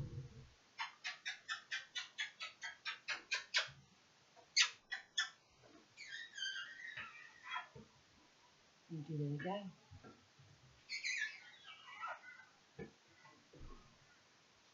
Miss 60 and Miss 5 are being playful.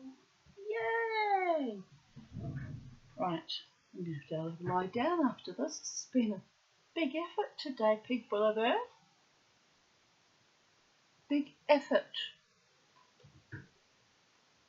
Don't forget to support me in my big efforts. Because I'm pretty and I'm productive. I'm accomplished and successful. I'm a little bit sexy, even in my quirkiness. My quirkiness, people of Earth.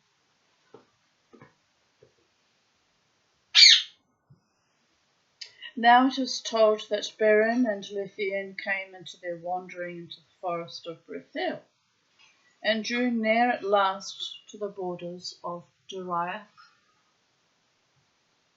And then Beren took thought of his vow, and against his heart he resolved, when Luthien was come again within the safety of her own land, to set forth once more. But she was not willing to be parted from him again, saying, "You must choose, Beren, between these two, to relinquish the quest and your oath, and seek a life of wandering upon the face of the earth, or to hold to your word and challenge the power of darkness upon its throne. But on either road I shall go with you, and our doom shall be alike."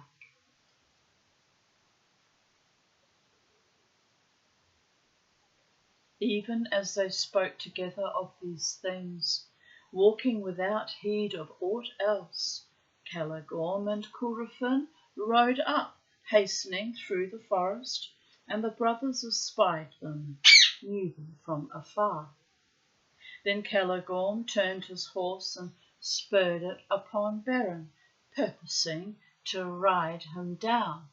But Cureton, swerving, stooped and lifted Luthien to his saddle, for he was a strong and cunning horseman.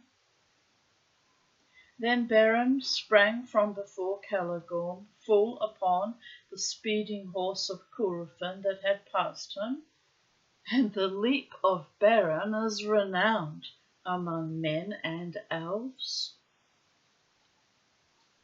It's amazing what you'll do for a woman you love, isn't it?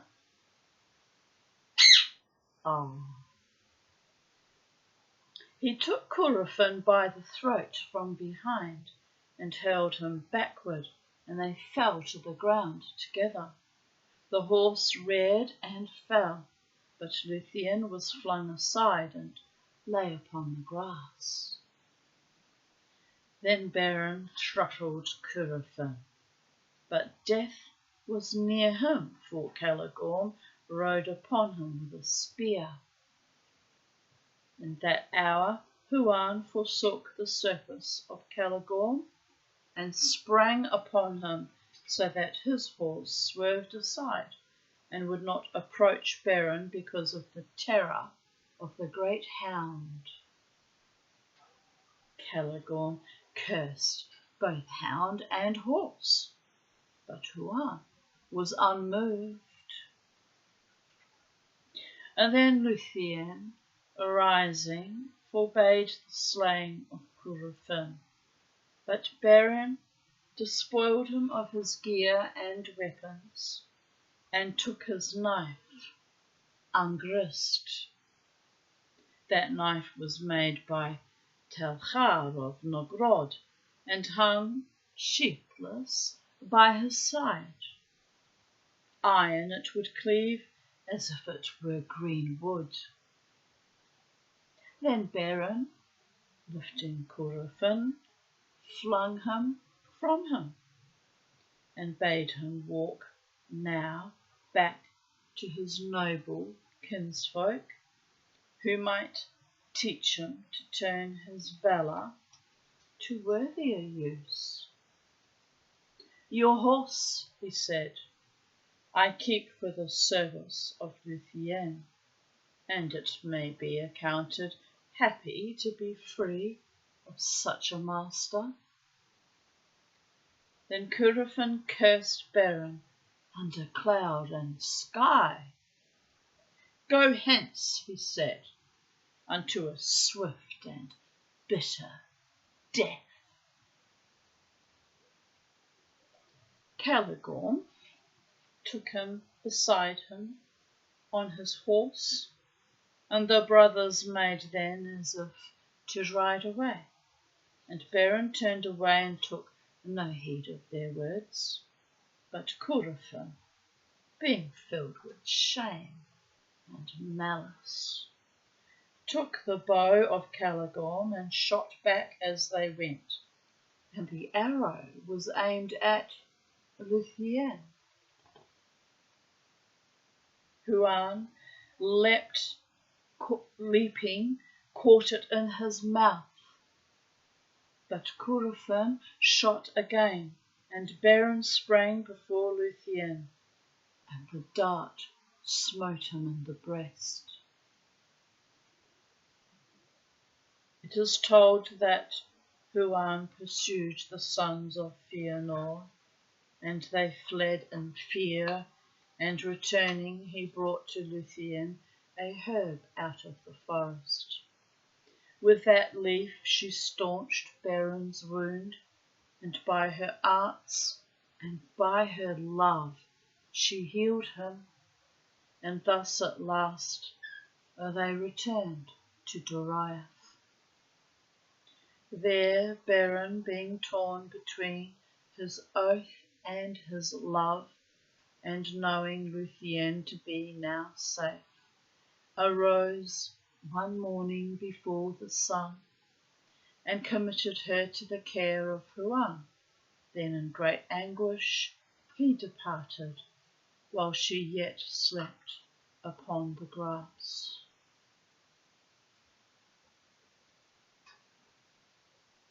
He rode northward again with all speed to the pass of Sirion, and coming to the skirts of Tor Nufuan, he looked out across the waste of Anfalgrith and saw afar the peaks of Thangorodrim.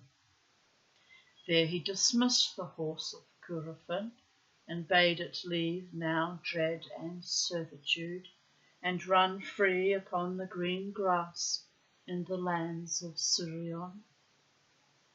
Then being now alone and upon the threshold of the final peril, he made the song of parting in praise of Luthien and the lights of heaven, for he believed that he must now say farewell to both love and light.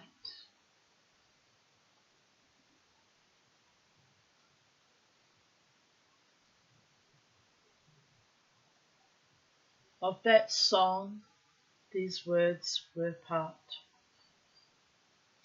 Farewell, sweet earth and northern sky, for ever blessed, since here did lie, and here with lissome limbs did run beneath the moon, beneath the sun, Luthien to New Viel, more fair than mortal tongue can tell.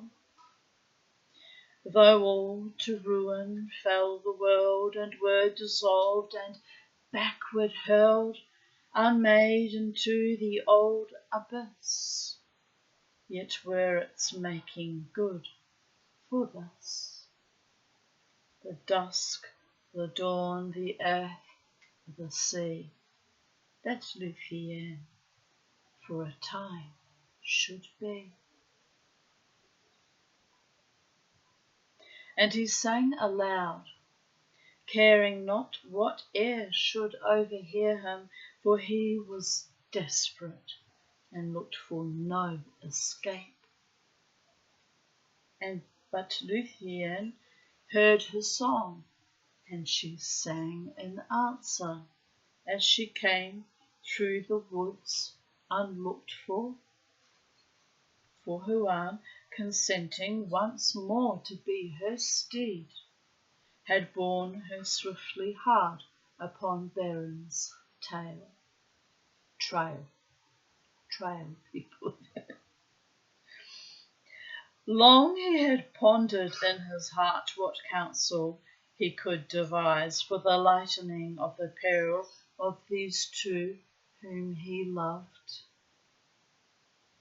He turned aside therefore at Sauron's isle, as they ran northward again, and he took thence the ghastly Wolfhane of Draugluin, and the Batfell of Thuringwithil.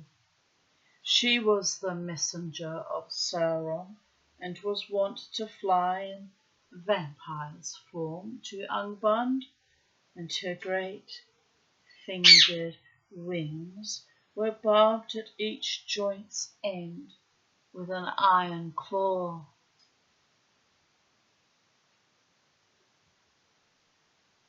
Clad in these dreadful garments, Huan and Luthien ran through Tor Nufuan, and all things fled before them.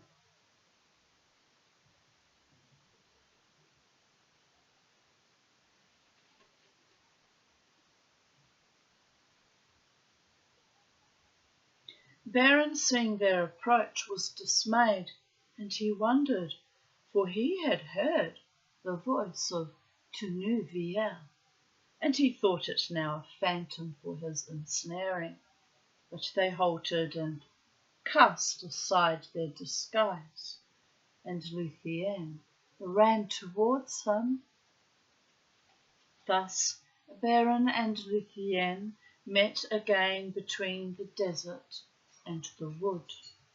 For a while he was silent and was glad. But after a space he strove once more to dissuade Luthien from her journey Thrice now I curse my oath to Thingol, he said, and I would that he had slain me in Menegroth, rather than I should bring you under the shadow of Morgoth. Then for the second time, Huan spoke with words, and he counselled Beren, saying, for the shadow of death you can no longer save Lithien, for by her love she is now subject to it.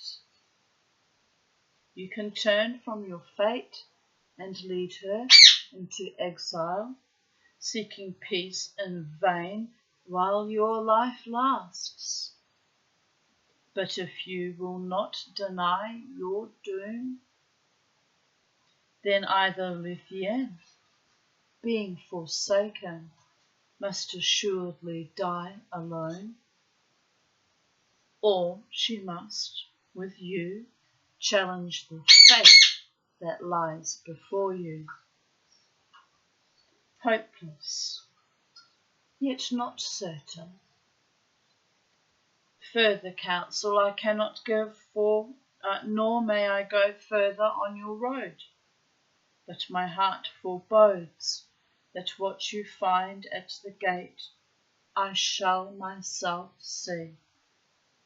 All else is dark to me, yet it may be that our three paths lead back to Doriath, and we may meet before the end.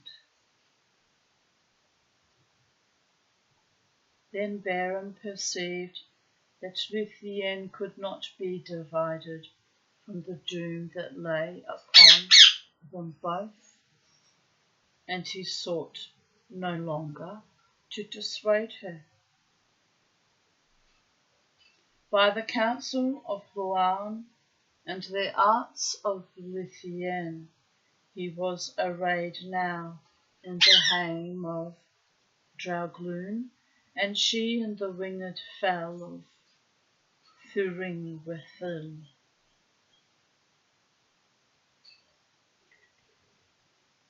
Beren became in all things like a werewolf to look upon, and horror was in his glance as he saw upon his flank a bat-like creature clinging with creased wings.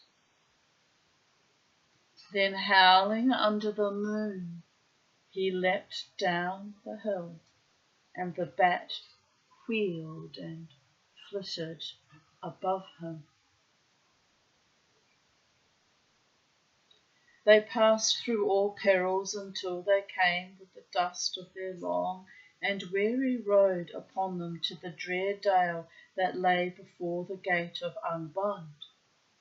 Black chasms opened beside the road, whence forms as of writhing serpents issued.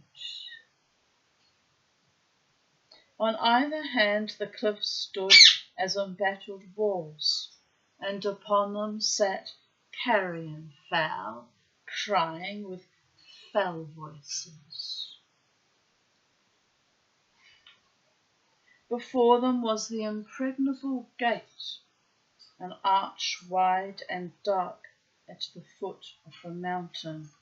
Above it reared 1,000 feet of precipice. Their dismay took them, for at the gate was a guard of whom no tidings had yet gone forth. Rumour of he knew not what designs abroad among the princes of elves had come to Morgoth.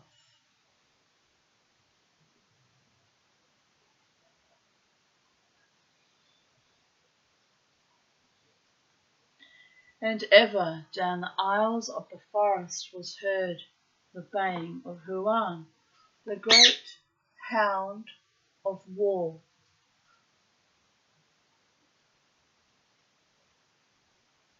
Whom long ago the Valar unleashed.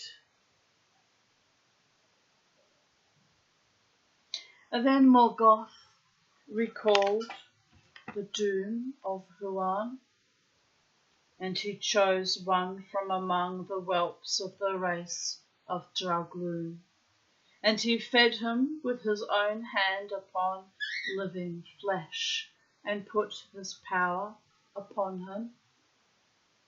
Swiftly the wolf grew until he could creep into no den, but lay huge and hungry before the feet of Morgoth. There the fire and anguish of hell entered into him, and he became filled with a devouring spirit, tormented, terrible, and strong.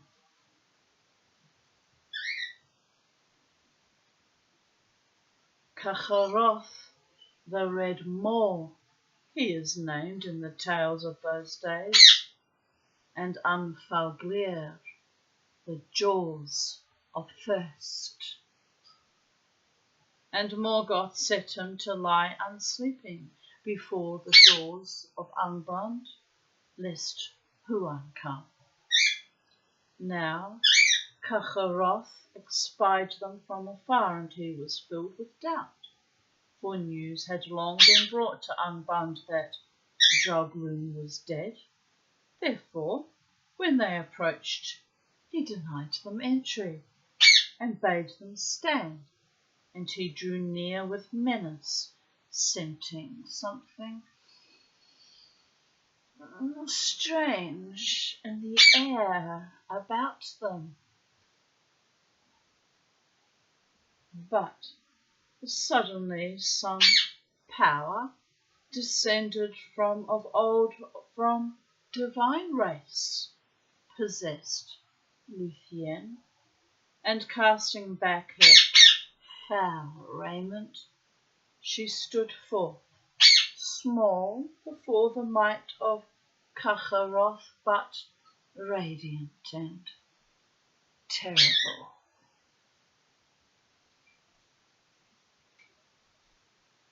Radiant and terrible.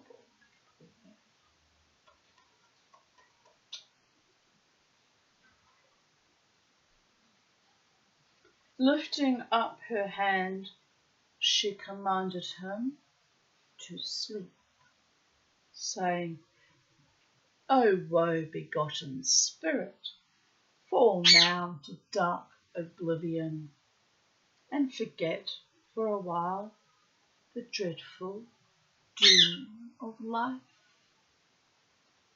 Been there, done that, did that for 30 years, people of Earth.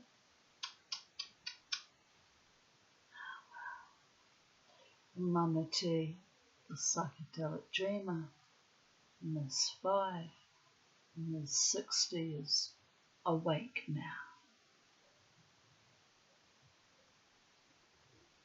Albeit very, very tired.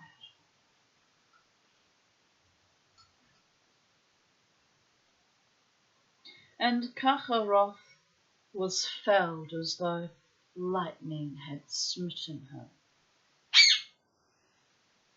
Then Beren and Luthien went through the gate and down the labyrinthine stairs, and together wrought the greatest deed that has been dared by elves and men. For they came to the seat of Morgoth in his nethermost hall that was upheld by horror, lit by fire, and filled with weapons of death and torment. There Beren slunk in wolf's form beneath his throne, but Luthien was stripped of her disguise by the will of Morgoth, and he bent his gaze upon her.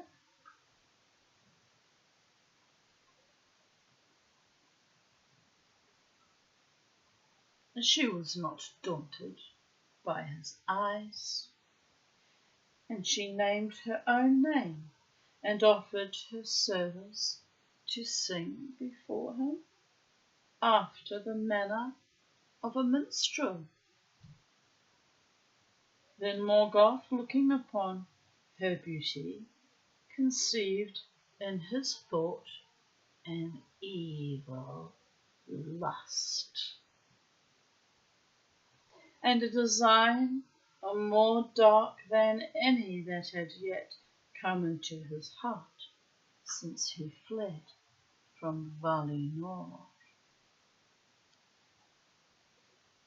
Thus he was beguiled by his own malice, for he watched her, leaving her free for a while, and taking secret pleasure in his thought. Then suddenly she eluded his sight, and out of the shadows began a song of such surpassing loveliness and of such blinding power that he listened perforce, and a blindness came upon him as his eyes roamed to and fro, seeking her. All his court were cast down in slumber, and all the fires faded and were quenched. But the Silmarils in the crown of Morgoth's head blazed forth suddenly with a radiance of white flame. And the burden of that crown and the jewels bowed down his head, as though the world were set upon it, laden with a weight of care, of fear, and of desire, that even the will of Morgoth could not support.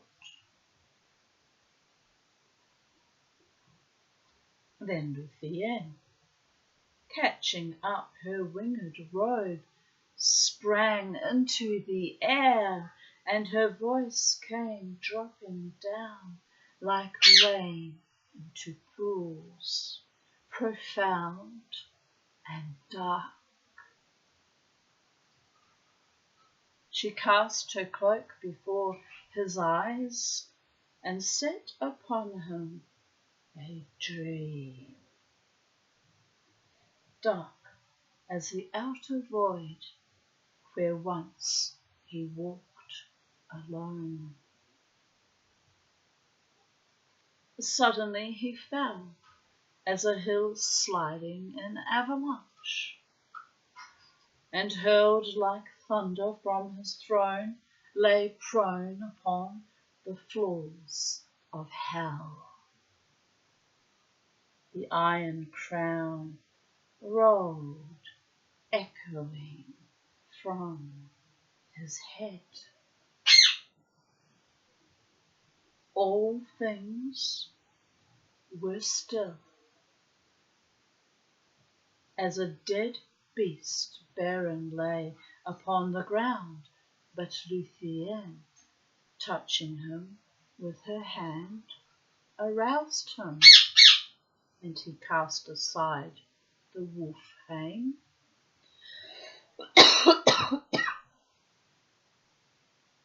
and then he drew forth the knife of Angrist, and from the iron claws that held it he cut a Silmaril. As he closed it in his hand, the radiance welled through his living flesh, and his hand became as a shining lamp, but the jewel suffered his touch and hurt him not.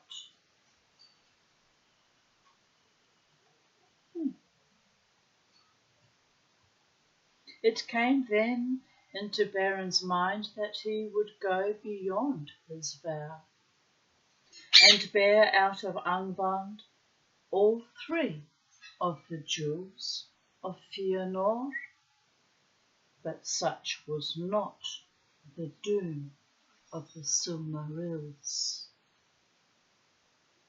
The knife Angrist snapped, and a shard of the blade, flying, smote the cheek of Morgoth.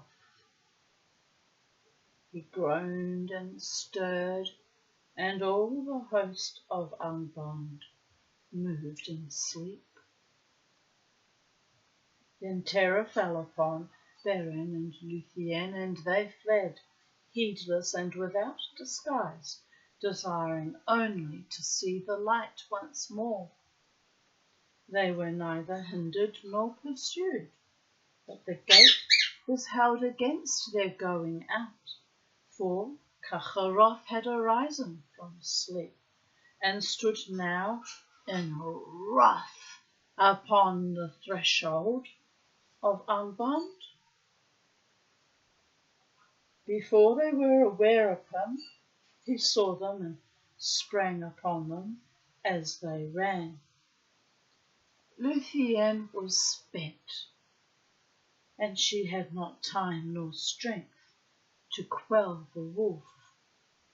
But Beren strode forth before her, and in his right hand he held aloft the Silmaril.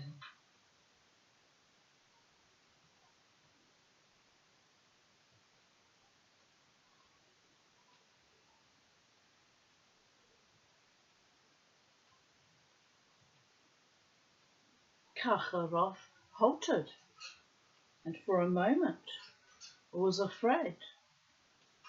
"Get you gone and fly," cried Beren, "for here is a fire that shall consume you and all evil things." And he thrust the Silmaril before the eyes of the wolf. But Cacharoth looked upon that holy jewel and was not daunted, and the devouring spirit within him awoke to sudden fire, and gaping, he took suddenly the hand within his jaws, and he bit it off at the wrist. Then swiftly all his inwards were filled with a flame of anguish, and the Silmaril seared his accursed flesh. Howling, he fled before them, and the walls of the valley of the gate echoed with the clamour of his torment. So terrible did he become in his madness that all the creatures of Morgoth that abode in that valley, or were upon any of the roads that led thither, fled far away, for he slew all living things that stood in his path, and burst from the north with ruin upon the world. Of all the terrors that came ever into Beleriand ere Angband's fall, the madness of Cacharoth was the most dreadful, for the power of the Silmaril was hidden within her. Now Beren lay in a swoon within the perilous gate, and death drew nigh him, for there was venom on the fangs of the wolf. Luthien with her lips drew out the venom, and she put forth her failing power to staunch the hideous wound. But behind her, in the depths of Angband, the rumour grew of great wrath aroused. The hosts of Morgoth were awakened. Thus the quest of the Silmaril was like to have ended in ruin and despair. But in that hour, above the wall of the valley, 3 mighty birds appeared, flying northward with wings swifter than the wind. Among all birds and beasts, the wandering and need of Beren had been noised, and Huan himself had bidden all things watch, that they might bring him aid.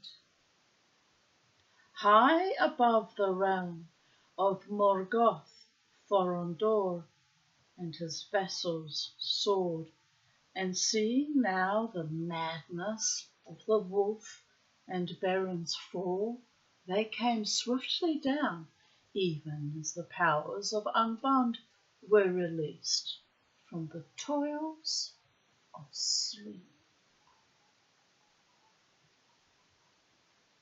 Then they lifted up Luthien and Beren from the earth and bore them aloft into the clouds.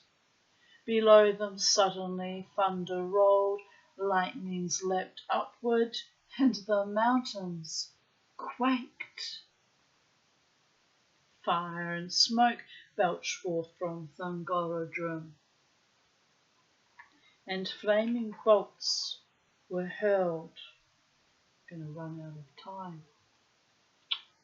It's annoying when that happens. By all the gods. Well, we must carry on, people. So there may be a part 2 to this if we run out of time. Fire and smoke belched forth from Thangorodrim, and flaming bolts were hurled far abroad, falling ruinous upon the lands, and the Noldor and Hithlum trembled. But Thorondor took his way far above the earth, seeking the high roads of heaven, where the sun day long shines unveiled, and the moon walks amid the cloudless stars. Thus they passed swiftly over Dor nu Falglith and over Tor nu Fuin, and came above the hidden valley of Tumladen. No cloud nor mist lay there, and looking down, Luthien saw far below, as a white light starting from a green jewel, the radiance of Gondolin the fair, where Turgon dwelt. But she wept, for she thought that Beren would surely die. He spoke no word nor opened his eyes, and knew thereafter nothing of his flight. And at the last the eagle set them down upon the borders of Doriath, and they were come to that same dell whence Beren had stolen in despair and left Luthien asleep. There the eagles laid her at Beren's side, and returned to the peaks of Chrysaegrim and their high eyries. But Huan came to her, and together they tended Beren even as before, when she healed him of the wound that Curufin gave to him. But this wound was foul and poisonous. Long Beren lay, and his spirit wandered upon the dark borders of death, knowing ever an anguish that pursued him from dream to dream. Then, suddenly, when her hope was almost spent, he woke again and looked up, seeing leaves against the sky. And he heard beneath the leaves, singing soft and slow beside him, Luthien to Nuviel, and it was spring again. Thereafter Beren was named Echamion, which is the one-handed, and suffering was graven on his face. But at last he was drawn back to life by the love of Luthien, and he arose, and together they walked in the woods once more, and they did not hasten from that place, for it seemed fair to them. Luthien indeed was willing to wander in the wild without returning, forgetting house and people and all the glory of the elf kingdoms, and for a time Beren was content, but he could not for long forget his oath to return to Menegroth, nor would he withhold Luthien from Thingol forever. But for he held by the law of men, deeming it perilous to set at naught the will of the Father, save at the last need. And it seemed also to him unfit that one so royal and fair as Luthien should live always in the woods as the crude hunters among men, without home or honour, or the fair things which are the delight of the queens of the Eldalai. Therefore, after a while, he persuaded her, and their footsteps forsook the houseless lands, and he passed into Doriath, leading Luthien home. So their doom willed it. Doom in the story seems to mean destiny rather than necessarily a negative thing. What are you doing, my handsome boys? Are you eating your food? Are you happy, little birdie mums? Kermie, are you going to sing? Are you going to sing, little boy?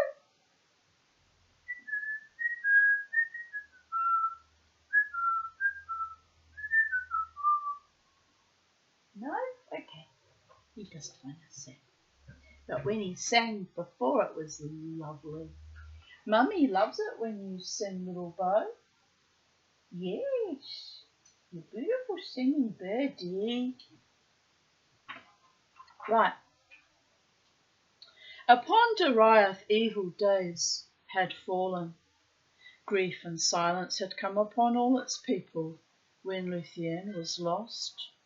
Long they had sought for her in vain, and it is told that in that time Dairon, the minstrel of Thingol, strayed from the land and was seen no more. He it was that made music for the dance and song of Luthien before Beren came to Doriath, and he had loved her and set all his thought of her in his music. Sweet, isn't it? He became the greatest of all the minstrels of the elves east of the sea, named even before Maglor, son of Fëanor. But seeking for Luthien in despair, he wandered upon strange paths, and passing over the mountains, he came into the east of Middle-earth, where for many ages he made lament beside dark waters for Luthien, the daughter of Thingol, most beautiful of all living things.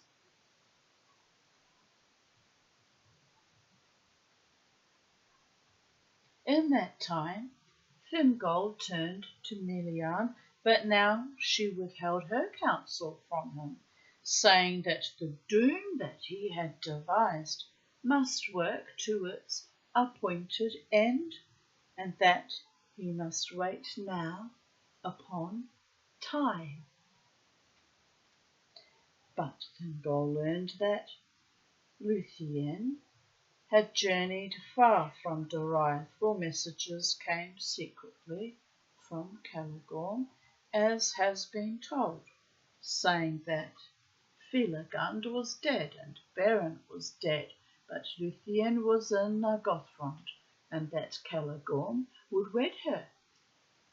Then Thingol was wrathful, and he sent forth spies, thinking to make war upon Nargothrond, and thus he learned that Luthien was again fled, and that Caligorm and Curufin were driven from Nargothrond. Then his counsel was in doubt, for he had not the strength to assail the 7 sons of Fëanor, but he sent messengers to Himbring to summon their aid in seeking for Luthien, since Caligorm had not sent her to the house of his father, nor had he kept her safely. But in the north of his realm his messengers met with a peril sudden and unlooked for, the onslaught of Cacharoth, the wolf of Angband. In his madness he had run ravening from the north, and passing at length over Tornufun upon its eastern side, he came down from the sources of Escaldun like a destroying fire. Nothing hindered him, and the might of Melian upon the borders of the land stayed him not, for fate drove him, and the power of the Silmaril that he bore, to his torment. Thus he burst into the inviolate woods of Doriath, and all fled away in fear. Alone of the messengers, Mablung, chief captain of the king, escaped, and he brought the dread tidings to Thingol. Even in that dark hour Beren and Luthien returned, hastening from the west, and the news of their coming went before them like a sound of music borne by the wind into dark houses where men sit sorrowful. They came at last to the gates of Menegroth, and a great host followed them. Then Beren led Luthien before the throne of Thingol, her father, and he looked in wonder upon Beren, whom he had thought dead. But he loved him not, because of the woes that he had brought upon Doriath. But Beren knelt before him and said, I return according to my word. I am come now to claim my own. And Thingol answered, What of your quest, and of your vow? But Beren said, It is fulfilled. Even now a Silmaril is in my hand. Then Thingol said, Show it to me. And Beren put forth his left hand, slowly opening its fingers. But it was empty. Then he held up his right arm, and from that hour he named himself Camlost, the empty-handed. Then Thingol's mood was softened, and Beren sat before his throne upon the left, and Luthien upon the right. And they told all the tale of the quest, while all there listened and were filled with amazement. And it seemed to Thingol that this man was unlike all other men, all other mortal men. And among the great in Arda, and the love of Luthien a thing new and strange, and he perceived that their doom might not be withstood by any power of the world. Therefore, at the last, he yielded his will, and Beren took the hand of Luthien before the throne of her father. But now a shadow fell upon the joy of Dariath at the return of Luthien the fair, for learning of the cause of the madness of Cacharoth, the people grew the more afraid, perceiving that his danger was fraught with dreadful power because of the holy jewel, and hardly might be overthrown. And Beren, hearing of the onslaught of the wolf, understood that the quest was not yet fulfilled. Therefore, since daily Cacharoth drew nearer to Menegroth, they prepared the hunting of the wolf. Of all pursuits of beasts whereof tales tell, the most perilous. To that chase went Huan, the hound of Valinor, and Mabum of the heavy hand, and Beleg Strongbow, and Beren Chamion, and Thingol, king of Dariath. They rode forth in the morning and passed over the river Escaldun, but Luthien remained behind at the gates of Menegroth. A dark shadow fell upon her, and it seemed to her that the sun had sickened and turned black. The hunters turned east and north, and following the course of the river, they came at last upon Cacharoth the wolf in a dark valley, down the northern side whereof Escaldun fell in a torrent over steep falls. At the foot of the falls Cacharoth drank to ease his consuming thirst, and he howled, and thus they were aware of him. But he, espying their approach, rushed not suddenly to attack them. It may be that the devil's cunning of his heart awoke, being for a moment eased of his pain by the sweet waters of Escaldun. And even as they rode towards him, he slunk aside into a deep brake, and there lay hid. But they set guard about all that place, and waited, and the shadows grew long in the forest. Beren stood beside Thingol, and suddenly they were aware that Huan had left their side. Then a great baying awoke in the thicket, for Huan, becoming impatient and desiring to look upon this wolf, had gone in alone to dislodge him. But Cacharoth avoided him, and bursting from the thorns, leapt suddenly upon Thingol. Swiftly Beren strode before him with a spear, but Cacharoth swept it aside and felled him, biting at his breast. In that moment Huan leapt from the thicket upon the back of the wolf, and they fell together fighting bitterly, and no battle of wolf and hound has been like to it.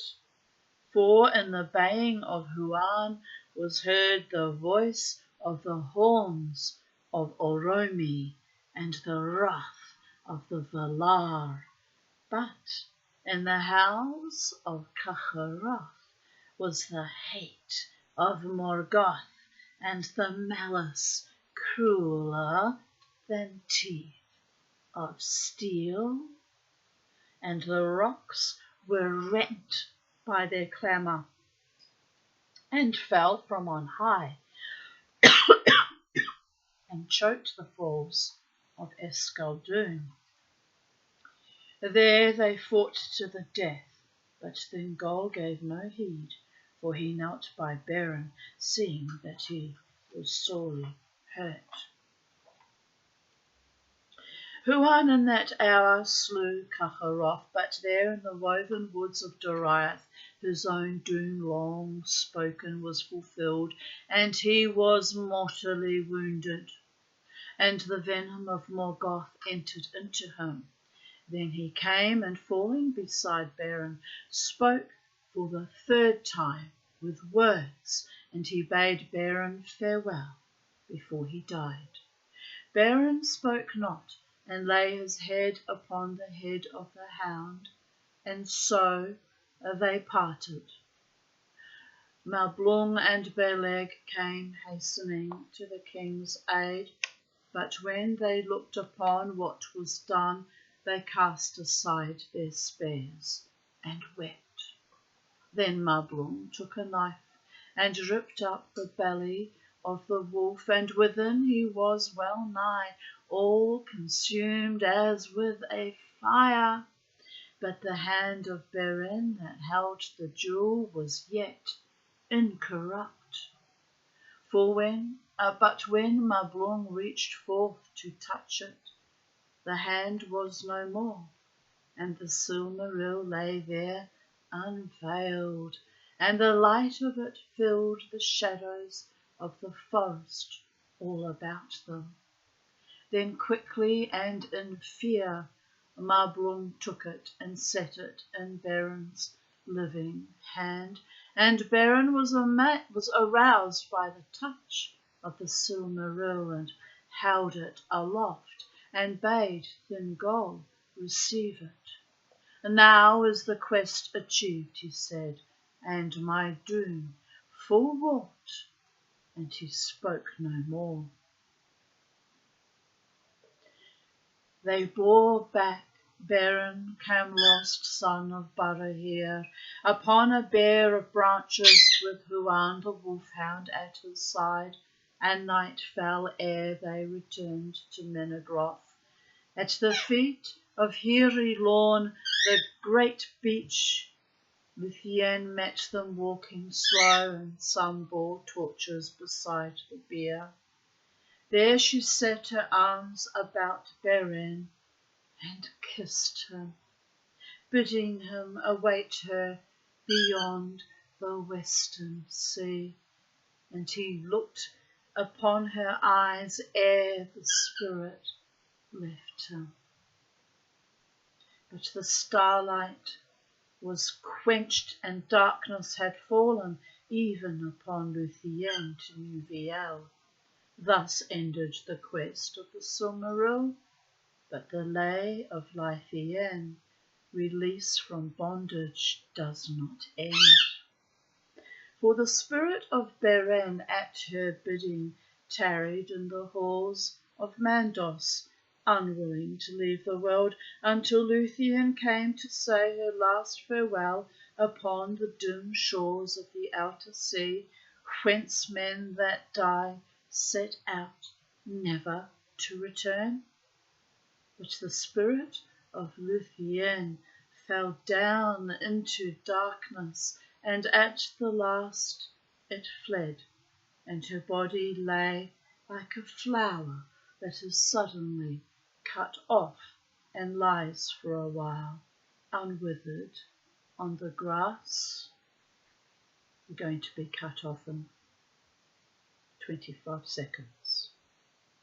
So I'll finish this last page in a bit in another video. Just annoying that we ran out of time. I hope you enjoyed that so far anyway, people of Earth.